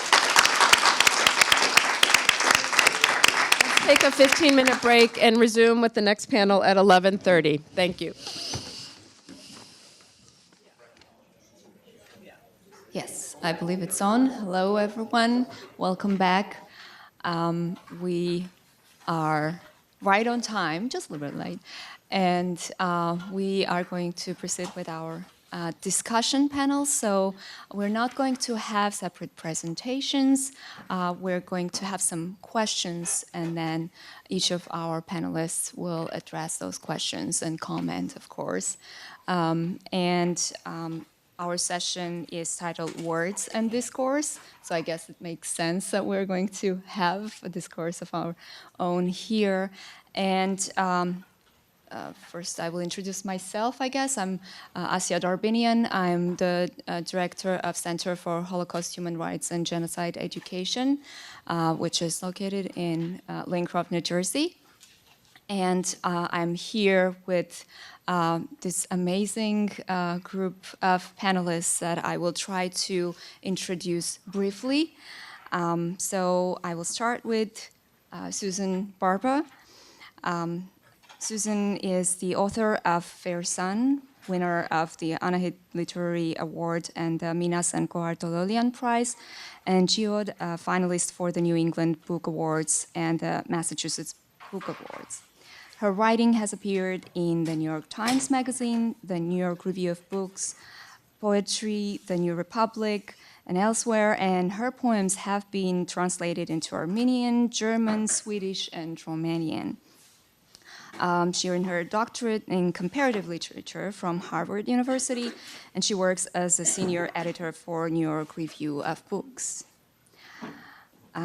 Then I will introduce Henry Theriault, and he's currently Associate Vice President of Academic Affairs at Worcester State University and after teaching in its philosophy department from 1998 to 2017, right? Wow. There's research focuses on genocide denial, genocide prevention, post-genocide victim-perpetrator relations, reparations, and mass violence against women and girls. He served 2 terms as president of the International Association of Genocide Scholars, and he's founding co-editor of the peer-reviewed journal Genocide Studies International. And Artyom is a native of Gyumri, Armenia. Dr. Artyom Tonoyan is a sociologist and visiting professor of global studies at Hamline University in St. Paul, Minnesota. His research interests include sociology of religion and politics in the South Caucasus, and religion and nationalism in post-Soviet Russia. He has been a frequent guest on the BBC, Deutsche Welle, France 24, and other outlets. And he's the editor of the recently published volume, Black Garden Aflame, the Nagorno-Karabakh conflict in the Soviet and Russian press. So I will stop here with our intros and start with our discussion. So we were going to talk today about words and discourse. And my first question is going to Henk. Would you please talk to us about, maybe reflect on some of the challenges that historians, journalists, or just ordinary humans had trying to learn about Artsakh and its plight, and like how the world end up seeing it as a mutual conflict? Thank you for the question. You push on the top, right there. Yes. Good? Okay, excellent. No, thank you for the question, and I think this is important. I think we're going to discuss a lot of the ways that things on the rhetorical level have had dramatic impact on the lived reality and the brutality of the lived reality for Armenians in Artsakh. And I think one of the rhetorical strategies, just as a sort of side note, that often comes up and has been promoted, particularly in regard to the history of genocide, is pushing the idea, which is linked to denial, that everything that's happening now, all that is happening is really something that's a rhetorical issue, not a real lived reality issue. And we can talk about why that's so problematic, that disconnection between those two levels is so problematic. Very simply, from the beginning, from the early 90s, as many of you are probably aware, this was presented both through what I would say Azeri and Turkish propaganda, and they had, if you think about what Azeri had as tools available in the 1990s, Turkey made available its whole denialist apparatus for this issue, right? So it was a well-established, well-oiled, extremely well-funded machine, and so that tool became very effective, and it promoted a very simple view, which is, like in many other cases, this was a case of mutual conflict in which Armenians actually predominated as aggressors, right? And so the discussion of like the Hojalu massacre, that kind of thing, became magnified as a way of assigning to Armenians a level of blame even beyond what Azerbaijan had in the conflict. And even though some of us, and actually 20 years ago at Columbia was on a panel in November of 2003 presenting a critique of that, and emphasizing the importance of looking at this as a human rights issue, first of all, and to start to do an assessment of the power imbalance and so forth that was actually producing what we were seeing on the ground, and what we had seen on the ground, and the threat to Armenians at that time, which we now have seen cashed out in 2020 to 23 in a very real way. So that framing became embedded in a lot of academic work. Actually, there was not a huge amount of academic work on this case, but what there was, it became embedded there. And it became embedded especially in what I'm also actually going to call pseudo-academic policy work. Tom Daval is probably the biggest name in all of this, and his work has been systematically critiqued extremely effectively in the way that he has manipulated facts and so forth. But he really maintained and was really effective in promoting an idea of mutual conflict that, that really was the frame through which what happened in 2020 was viewed globally. If you look at press coverage, Carlotta Gall, for instance, at the New York Times was a key figure in this and very close to Tom Daval.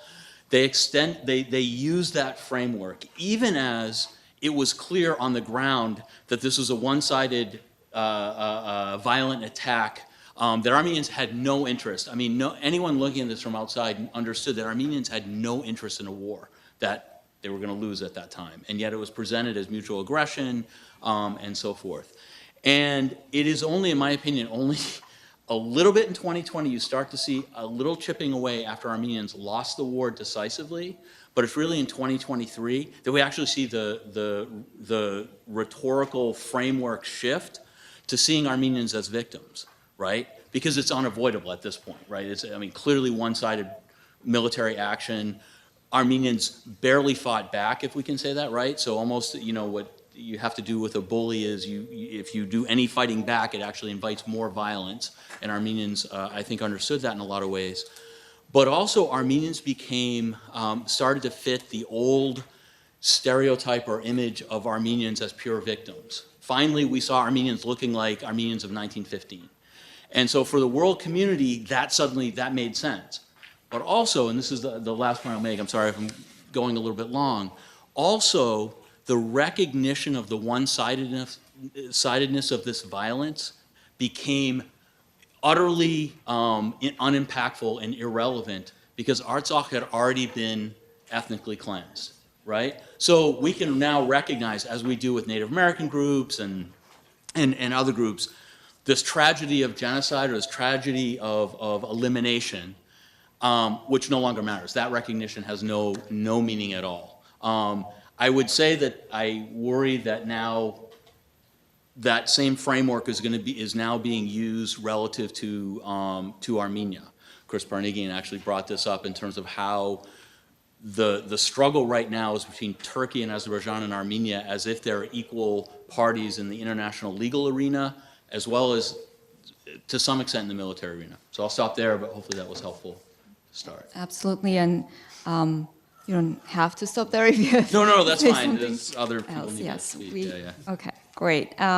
Well, to continue with this conversation of discourse and words and how it affects our understanding and everyone else's understanding of the history and the conflict, my next question goes to Susan, and it's about like words and whether they failed to succeed.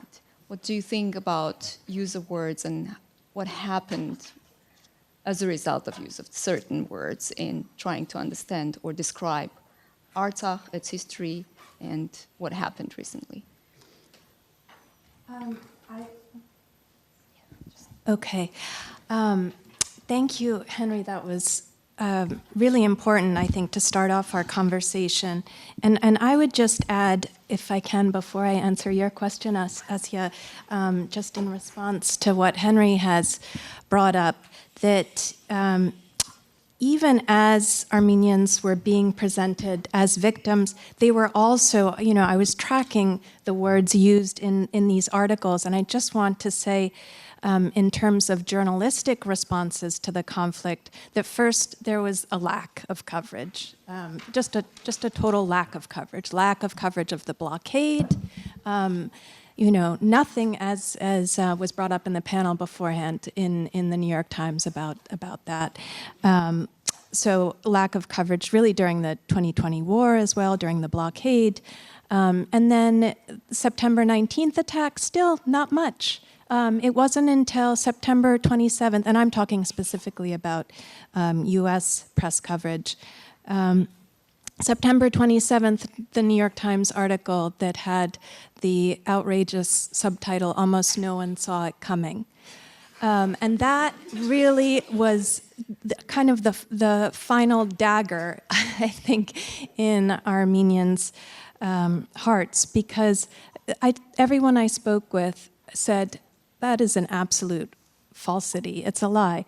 Everyone saw it coming. The only people who didn't see it coming were those who weren't aware of the conflict to begin with, which actually maybe is almost everyone, because of that lack of coverage.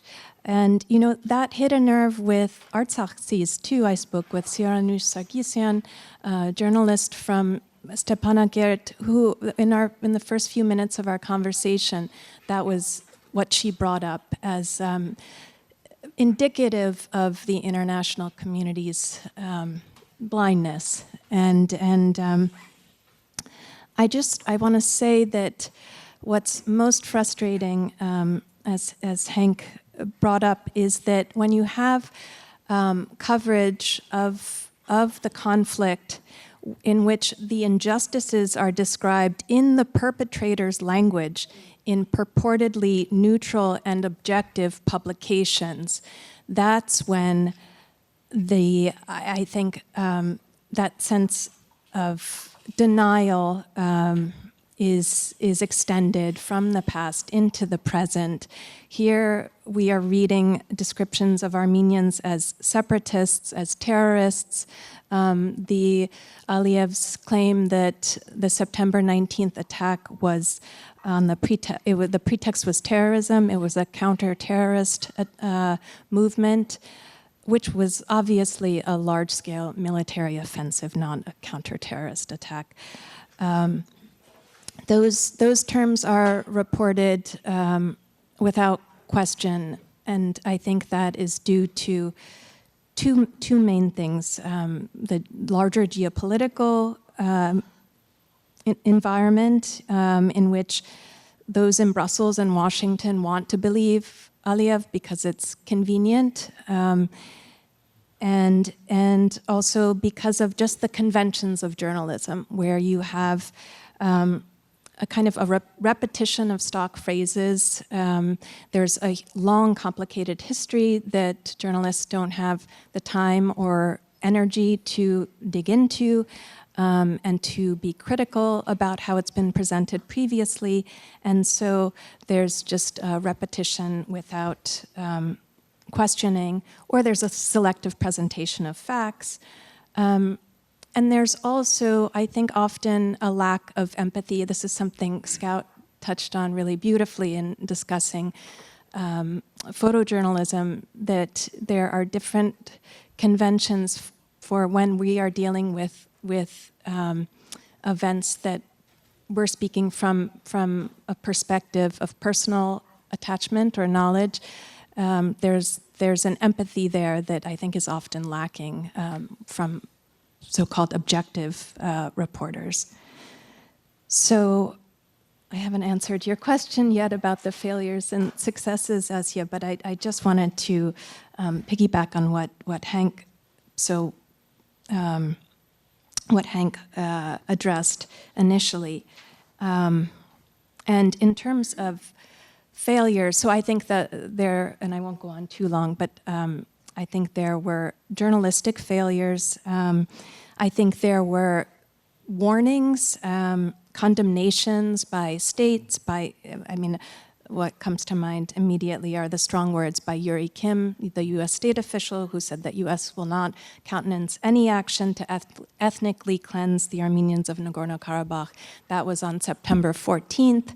What happened on September 19th? Nothing from the US to back that statement.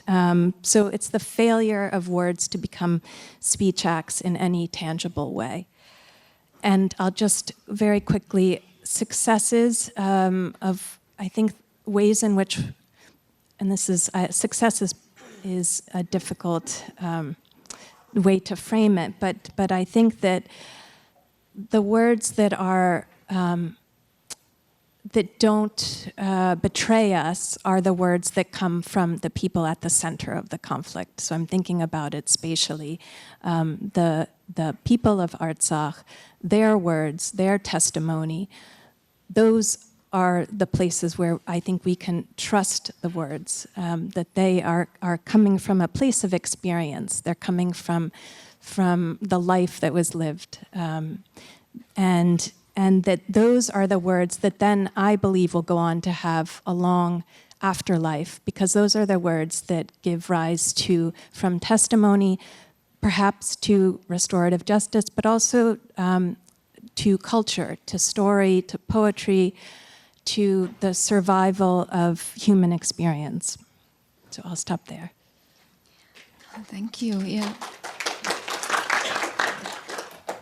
So please feel free to comment after any response.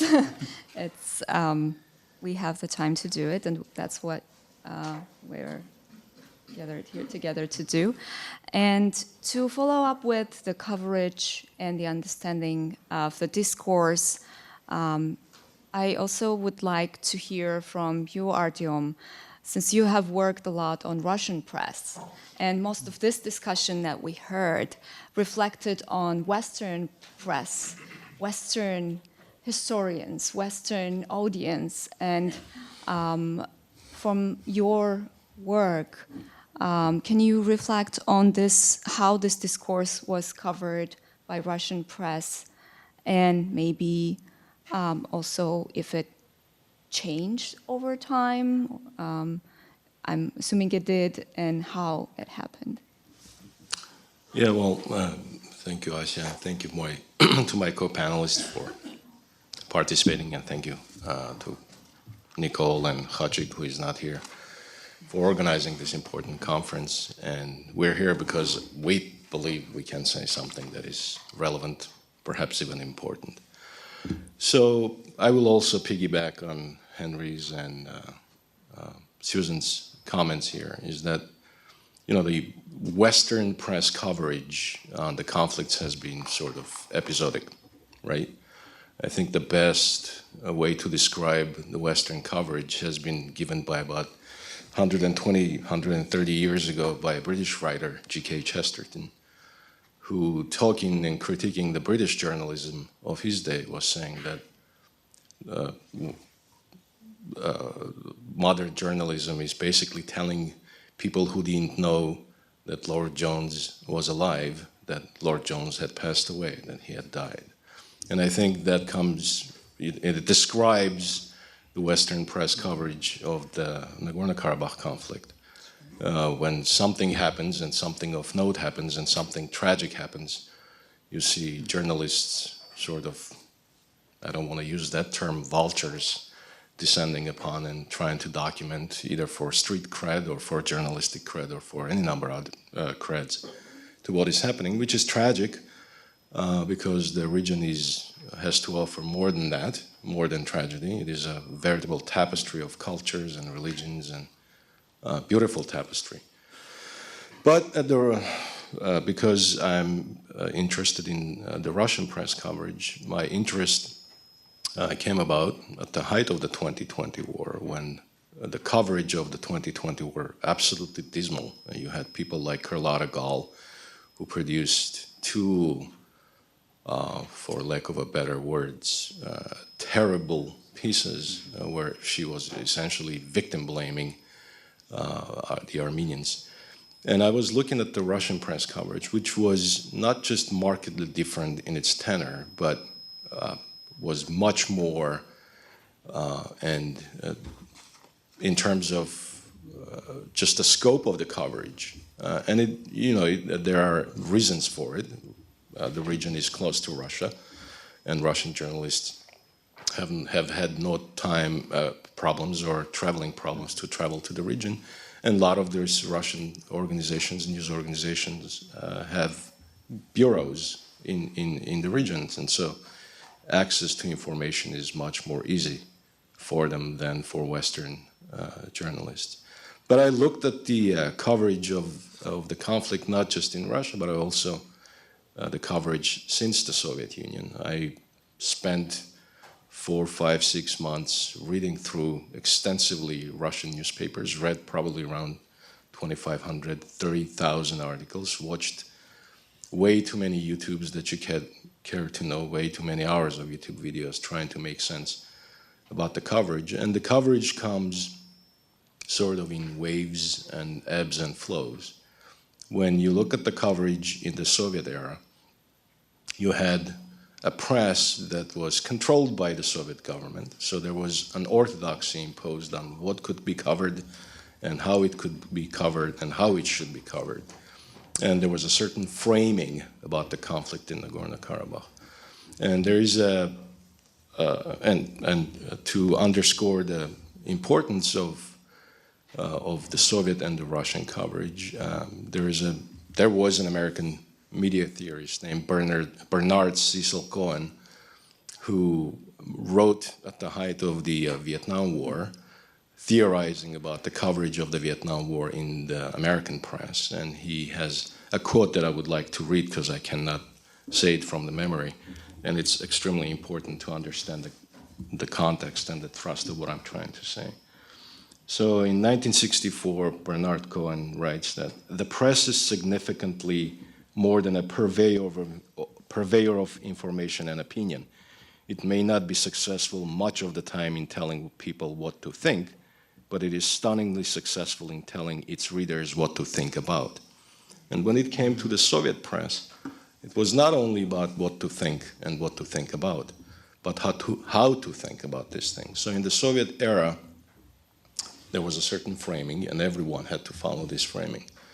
And when it came to the coverage of the conflict, so it absolutely reflected the Soviet government's position on how to cover the conflict. But when you get to post-Soviet era, where the media starts liberalizing and there is more ways of looking into the conflict and trying to understand the conflict, you have a divergence of opinions emerging. There is no uniformity.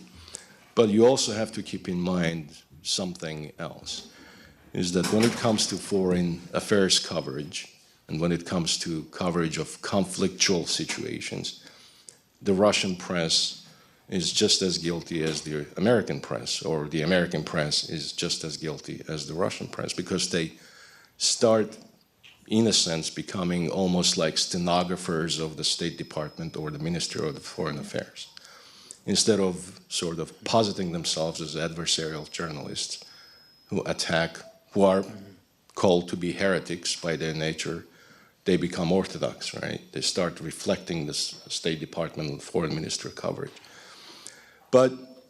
And there is a power dynamic involved in that, of course, and it sort of makes sense because access for journalists for scoops and sources of information are as important as daily bread for a faithful waking up and praying for the daily bread, right?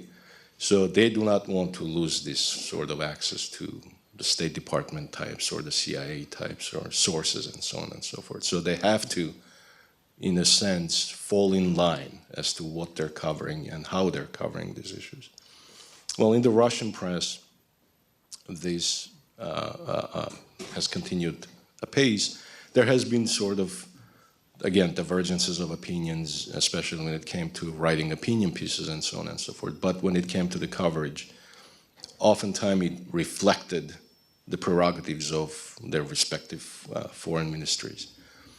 And, but, which is not to say that it was almost always a static affair. The opinions changed as Moscow's position towards either of the conflicting sides was changing. So at one time, the editorial boards would probably reflect Moscow's position, which would be favoring, for instance, Armenia, or would be favoring at times Azerbaijan on any number of these issues. And it also had to do with leveraging stuff. If Russia wanted some concessions from Armenia, the coverage and the tonality and the tenor of the coverage of the conflict would swerve in a direction that would be putting pressure on Armenia in order to get these concessions. And you would see the opposite direction when Russia wanted, for instance, concessions from Azerbaijan, and in a number of issues, you would see the coverage moving in that direction, putting pressure on Azerbaijan in the social perception and so on and so forth. So it's a very interesting, complex dynamic, and as I've said before, it's sort of Moscow has at times favored Yerevan, Moscow has at times favored Baku, but Moscow at all times has favored Moscow. The coverage has been for its own geopolitical interest reasons. It has not been altruistic in the least, which sort of needs to be understood. And I'm reminded of a passage from Dostoevsky's novel Demons.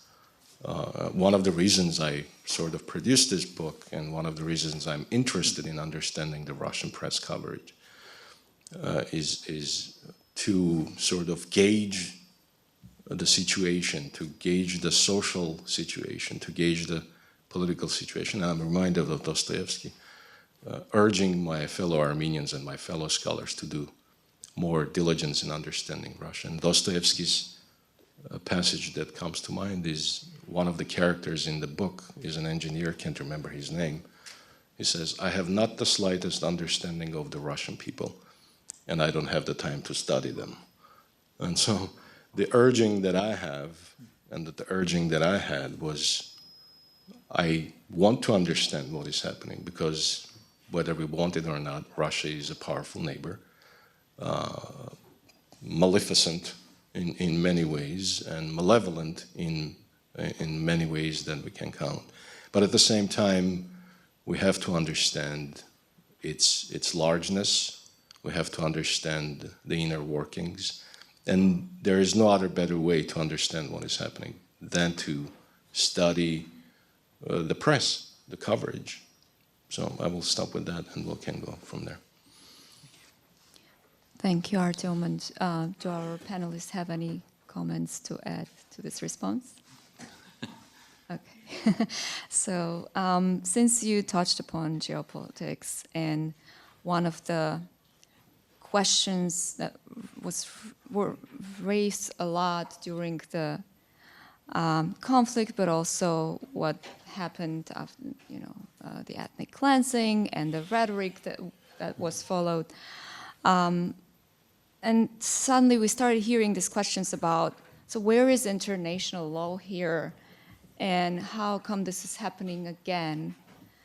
And there is no appropriate terminology used, and even if it is used, no action is taken.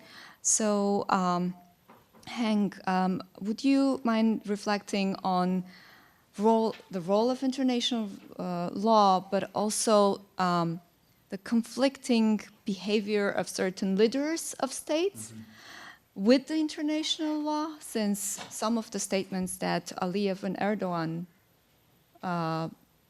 fought, it was literally disregarding international law and blatantly showing that they didn't care. Could you? Yeah, so talk about thank you that? for framing Sure. it that way, because I want to be very careful, because we have legitimate international law experts Oh, yeah. who will be presenting later, and they will do a much better job of on a roll today. I want to be very careful. I appreciate how you framed that, because I want to be very careful. We have tremendous international law experts who will be presenting later today. So I want to keep this focused on the issue of statements and so forth, and I think that's how you were Words framing and it, which is discourse, really, yes. yeah, really appreciate that. But I want to start by noting one particular case in which nothing was said by someone who should have been saying something. And there's an ethical imperative in there as well as a political imperative. And I'm thinking particularly of Samantha Power, who many of you are well familiar with, and whose entire political career turned on her 2002 Pulitzer Prize winning book calling out U.S. political leaders for not stepping up in cases of genocide and other kinds of mass violence that they were faced with, and by calling it, using the right words to fit the reality, and then turning those words into action, which is, I think, part of what we've been talking about. I would push a little further. I think that 2002 book, I'll be perfectly honest, is one of the most significant works of genocide denial in U.S. history, and has provided an incredible alibi for denial of Native American genocides, for denial of U.S. direct involvement in Guatemala, East Timor, Bangladesh, and on, all of which there's one sentence on Native Americans, and every other case that I mentioned is conspicuously absent. It's a book that talks about cases in which the U.S. was not directly involved, and my God, why didn't we get involved? And ignores all the cases where we were a direct perpetrator or direct supporter of the perpetrators. I mean, Indonesia, 1965, and the list goes on. And that's why I have never been surprised by her subsequent action or lack of action in dealing with the Armenian case, and particularly in the last month. What we saw was an expression of concern for Armenians as victims. Again, Armenians are victims. That's okay to be concerned about them. And a commitment of a sum which is, what, a tenth of what Near East Relief raised 100 years ago in like $1920 in 2023 dollars, $11 million. But at no point was there a moment of doing exactly the thing that she called people out to do, and actually, to her credit, lauded people who did do within the State Department and other circles in pre-2002 cases of genocide that the U.S. did not intervene in.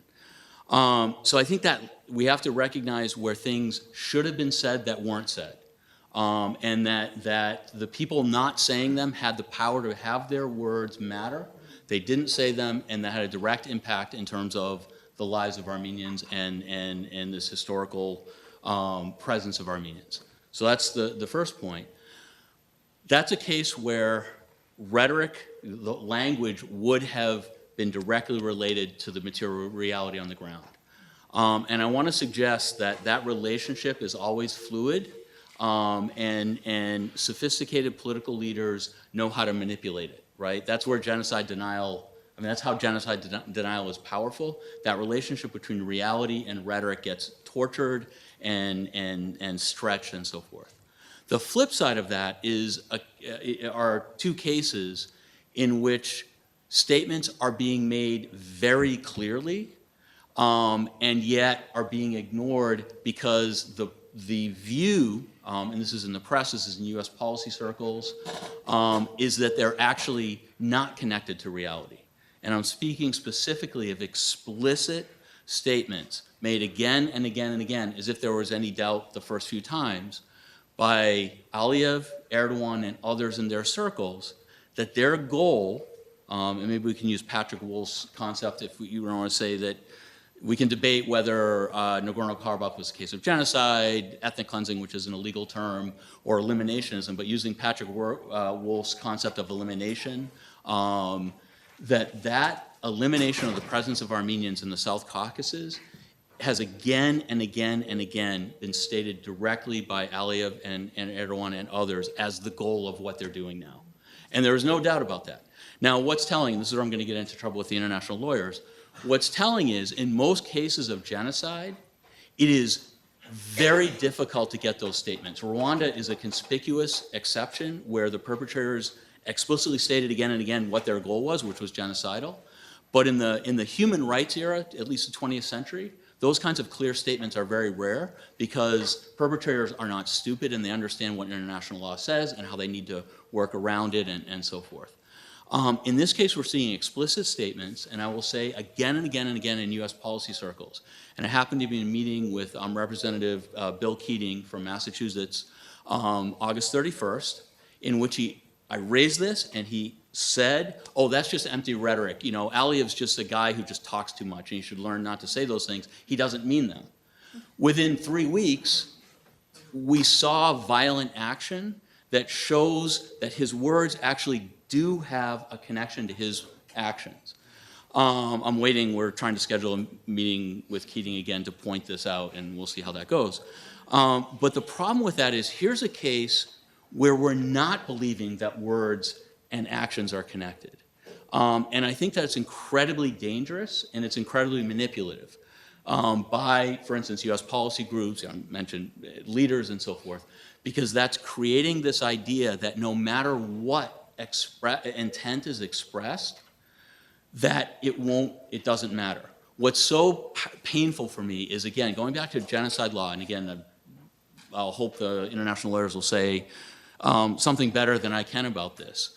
But if you're looking to actually make a charge of genocide, if you have intent as well as direct violence against the group that was targeted with that intent, that's a pretty useful combination of evidence in the case. Now, there are other things that need to go into making a case of genocide. We won't get into that. But right at the moment where that's very clear in the case of Armenians, it's getting ignored and purposely ignored. So I'll stop there, but I hope that sort of connected to what you were hoping to talk about. And I see that there is a comment following, so Susan, go. I just want to say that's such a brilliant observation, and I was thinking, Hank, as you were outlining this divorce between that the Americans are seeing between words as empty rhetoric from Azerbaijan, that the same thing is happening with the U.S., right? Those words from the U.S., from Yuri Kim, are actually enacting the same thing. So it's almost as if there's this understanding, and it, that we'll take your words as empty rhetoric if you take our words as empty rhetoric. That's a brilliant comment, because it's a great segue to my question to you. Because you spoke about the importance of words and success and failure of those. But my question is, what do we learn from this? What do we take away while we're discussing this discourse? We're trying to understand what words did or did not. What can we take away from this? This is such a difficult question. And I think, that we can think about how foreign policy shapes the way in which information is relayed to us as US citizens or as Russian citizens, as Artyom was presenting. How conflicts are treated as more or less important. And I was so struck, I was listening to the daily podcast about Nagorno-Karabakh that came out on November 1st. And they introduced the segment by saying, we recorded this on October 6th, but then more important events occurred that made us delay it until now. And I couldn't believe that conflicts were being ordered in such a blasé way. Not that this conflict that occurred on October 7th affected a greater number of people, or some other way that you might be able to express more important, but actually calling it more important.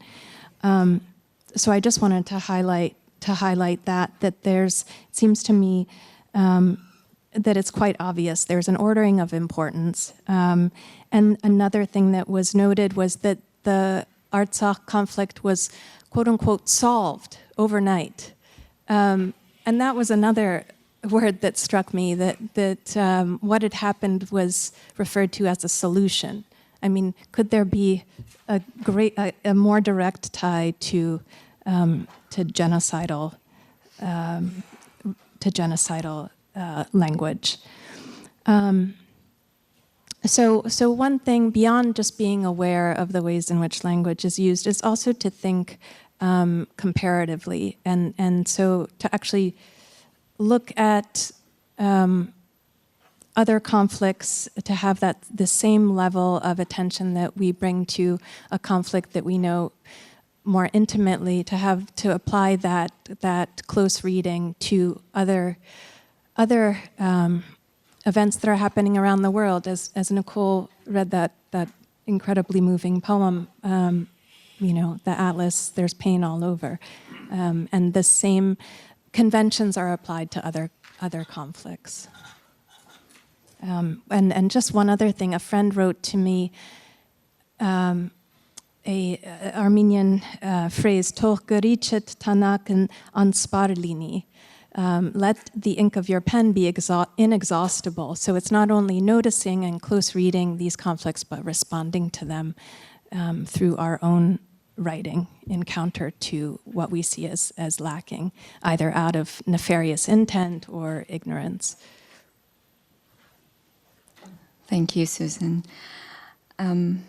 I'm going now to shift to something that we do not talk a lot about in this discourse, but I would, since we have here Artyom, who is a sociologist by training, focusing on religion, what role did religion play in this discourse, if any?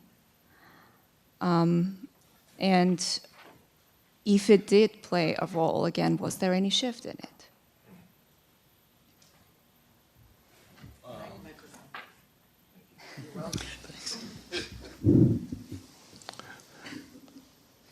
In our family, my wife has the microphone, so I'm always trying to. I always forget. When it comes to understanding the role of religion in the conflict, a lot of it is gotten wrong. And wherever you talk about religion, people start talking about either idea of holy war and jihad and so on and so forth. And when you look at it, it is neither. It is neither a jihad against the Armenians, or conversely, it is not a holy war against the Muslims by Christian crusaders, right? So there is a couple of ways of understanding the role of religion in this conflict. On the face of it, it isn't a religious conflict, but which is not to say that religion played no role whatsoever. And religion plays different functions, different sort of sociological roles in the conflict. So I try to get beyond the street level sort of understanding of what kind of role religion played. And in my analysis, which I produced some years ago for RAND Corporation, when we're looking at the role of religion in different conflictual zones, I basically looked at how religion functioned in the conflictual situations, and the sort of functioning has continued, but as you get closer to our era, that functionality of religion sort of dissipates into the background. In the beginning of the conflict in 1990s, basically religion was called upon to legitimize the ruling elites, both in Armenia and Azerbaijan, because you have a social situation when the received certainties of the Soviet era were collapsing, and you have the emergence of new societies that have no ideological superstructure to hold them together anymore. There was the Soviet communist with its 10 commandments or whatnot, and all of a sudden it wasn't there anymore. And how do you organize a functioning society that is stable and that has a path forward to chart and a path and a future to look forward to? So in that situation, religion, as we see, if you read the newspapers and if you lived in Armenia at the time, and if you went through it as I did, you could see how religion was functioning, sort of this social glue, social cohesion. And within this environment, you have something other emerging, the conflict. A conflict which is, by its nature, total. And in total wars, in total conflicts, it means a total mobilization of social capital, cultural capital, and political capital. And there was no other institution and no other organization that could provide this emotional depth, the psychological stability, better than religious institutions. So religion was, in that sense, a tool and a mechanism and an instrument of social cohesion, which then would transform into the sacralization of the conflict. I studied sociology under a very well-known sociologist, Peter Berger, who calls these situations the ecstasy of marginal situations. There is no better way to motivate someone to go to die for and to kill for than calling upon that whatever you're doing has sort of a mission beyond yourself. That it's not you're not dying for a better economy, but you're dying for a better place. The sweet hereafter, as Artyom has called, right? So in that sense, religion played that dual role, political legitimization for the powers that be, and sort of a tool and a mechanism, an instrumentalized mechanism to legitimize and make your death as palatable to yourself as it was possible. But by the time the conflict gets closer to our era, these issues become much more blurrier. There is not as clear cut. You obviously see religious rhetoric used by the Armenian side just as well as on the Azerbaijani side.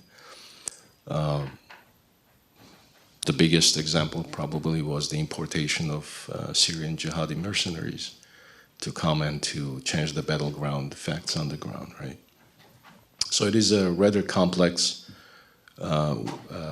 situation, and you cannot say that religion played no role whatsoever. It's just that your street level understanding of what role religion played is much more different than when you look at it through a sociological lens.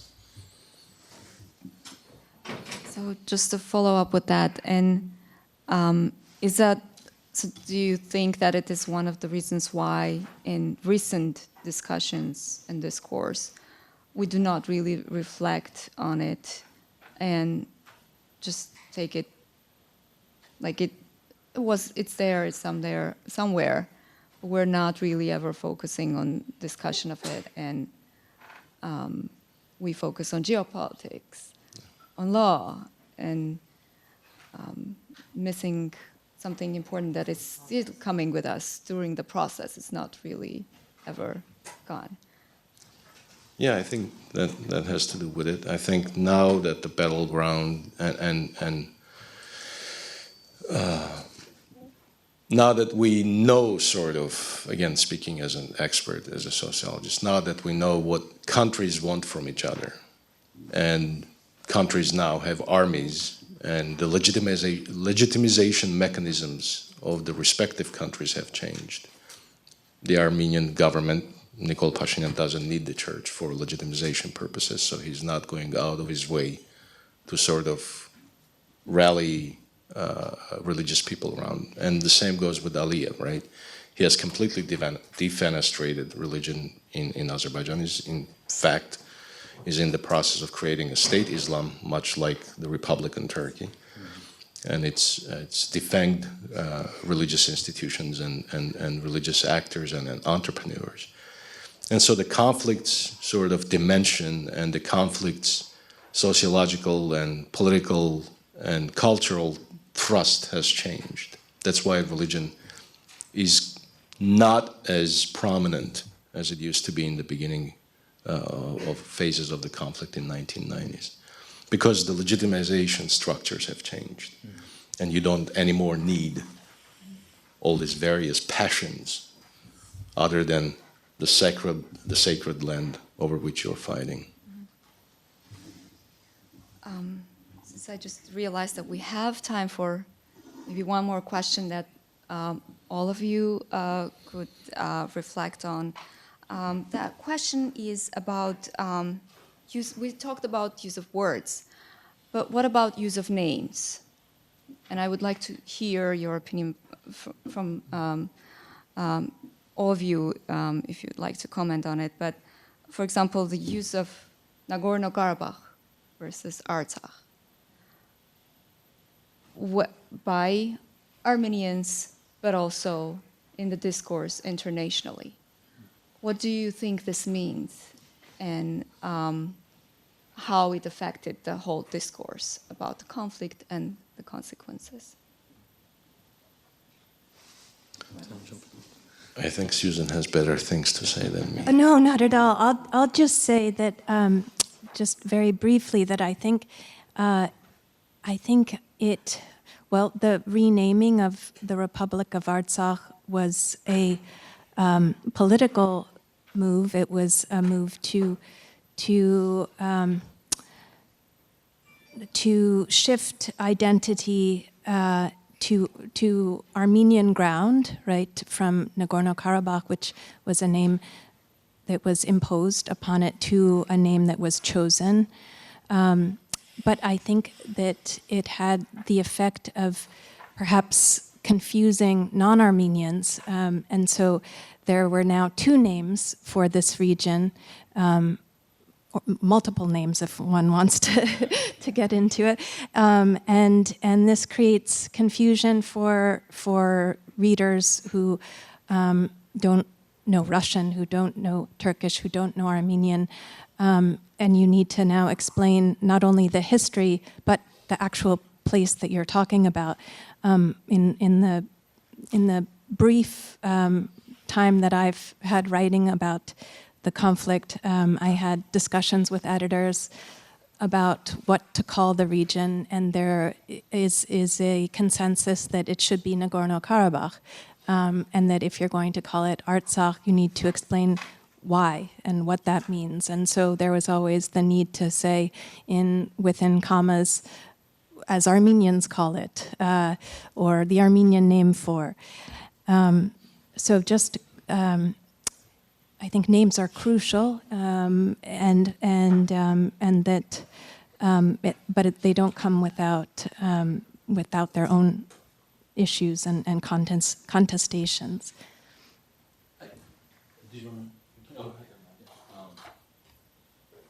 Do this. So I appreciate that. I think that's really important, and naming is so complex within every community involved in this case and many others.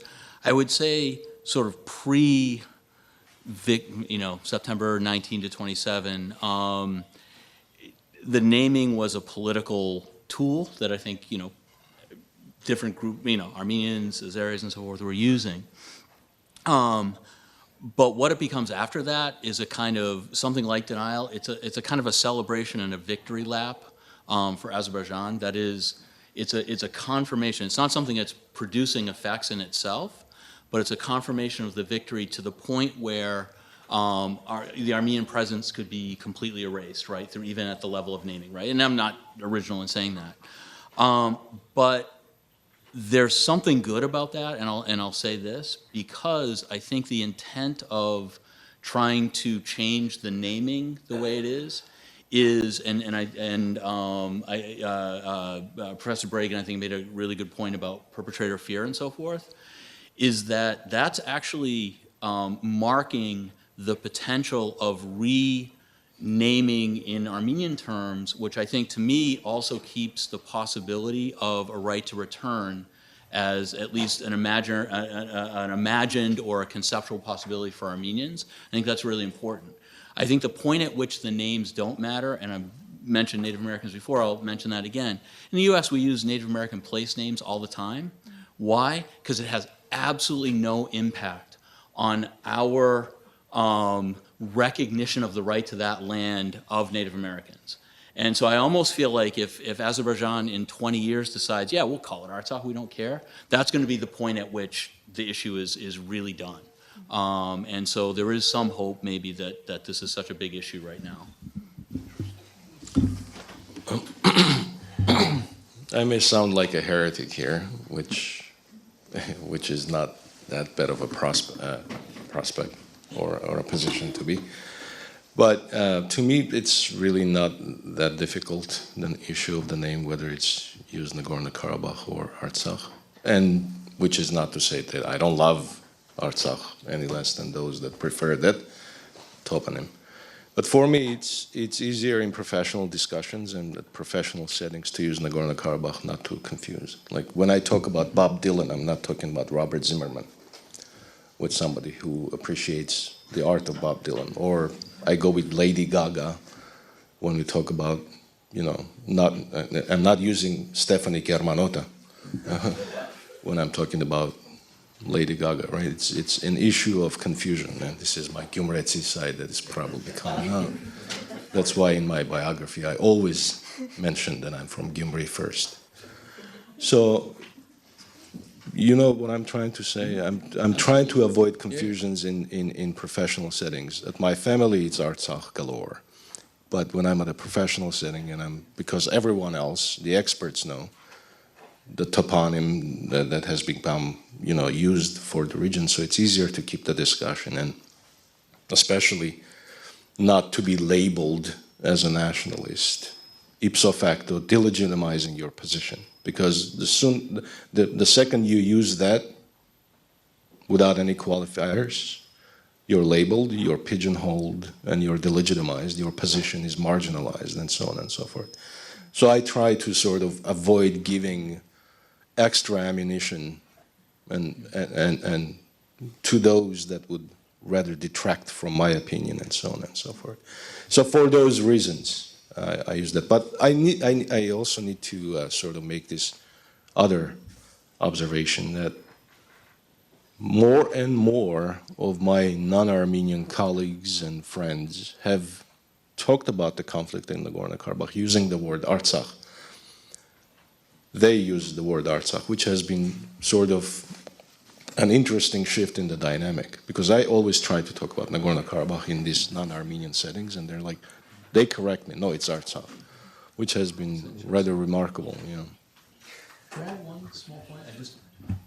I just wanted to add one point, that when I was talking about naming, I was actually talking, that's an issue, the Artsakh, Nagorno-Karabakh, Nagorno-Karabakh Republic, you know, and so forth, is an issue. But I'm also thinking about the street names and that kind of stuff, and you know, like the Talat Pasha Avenue kind of stuff, and that level is very significant, I think, and I think your point is well taken.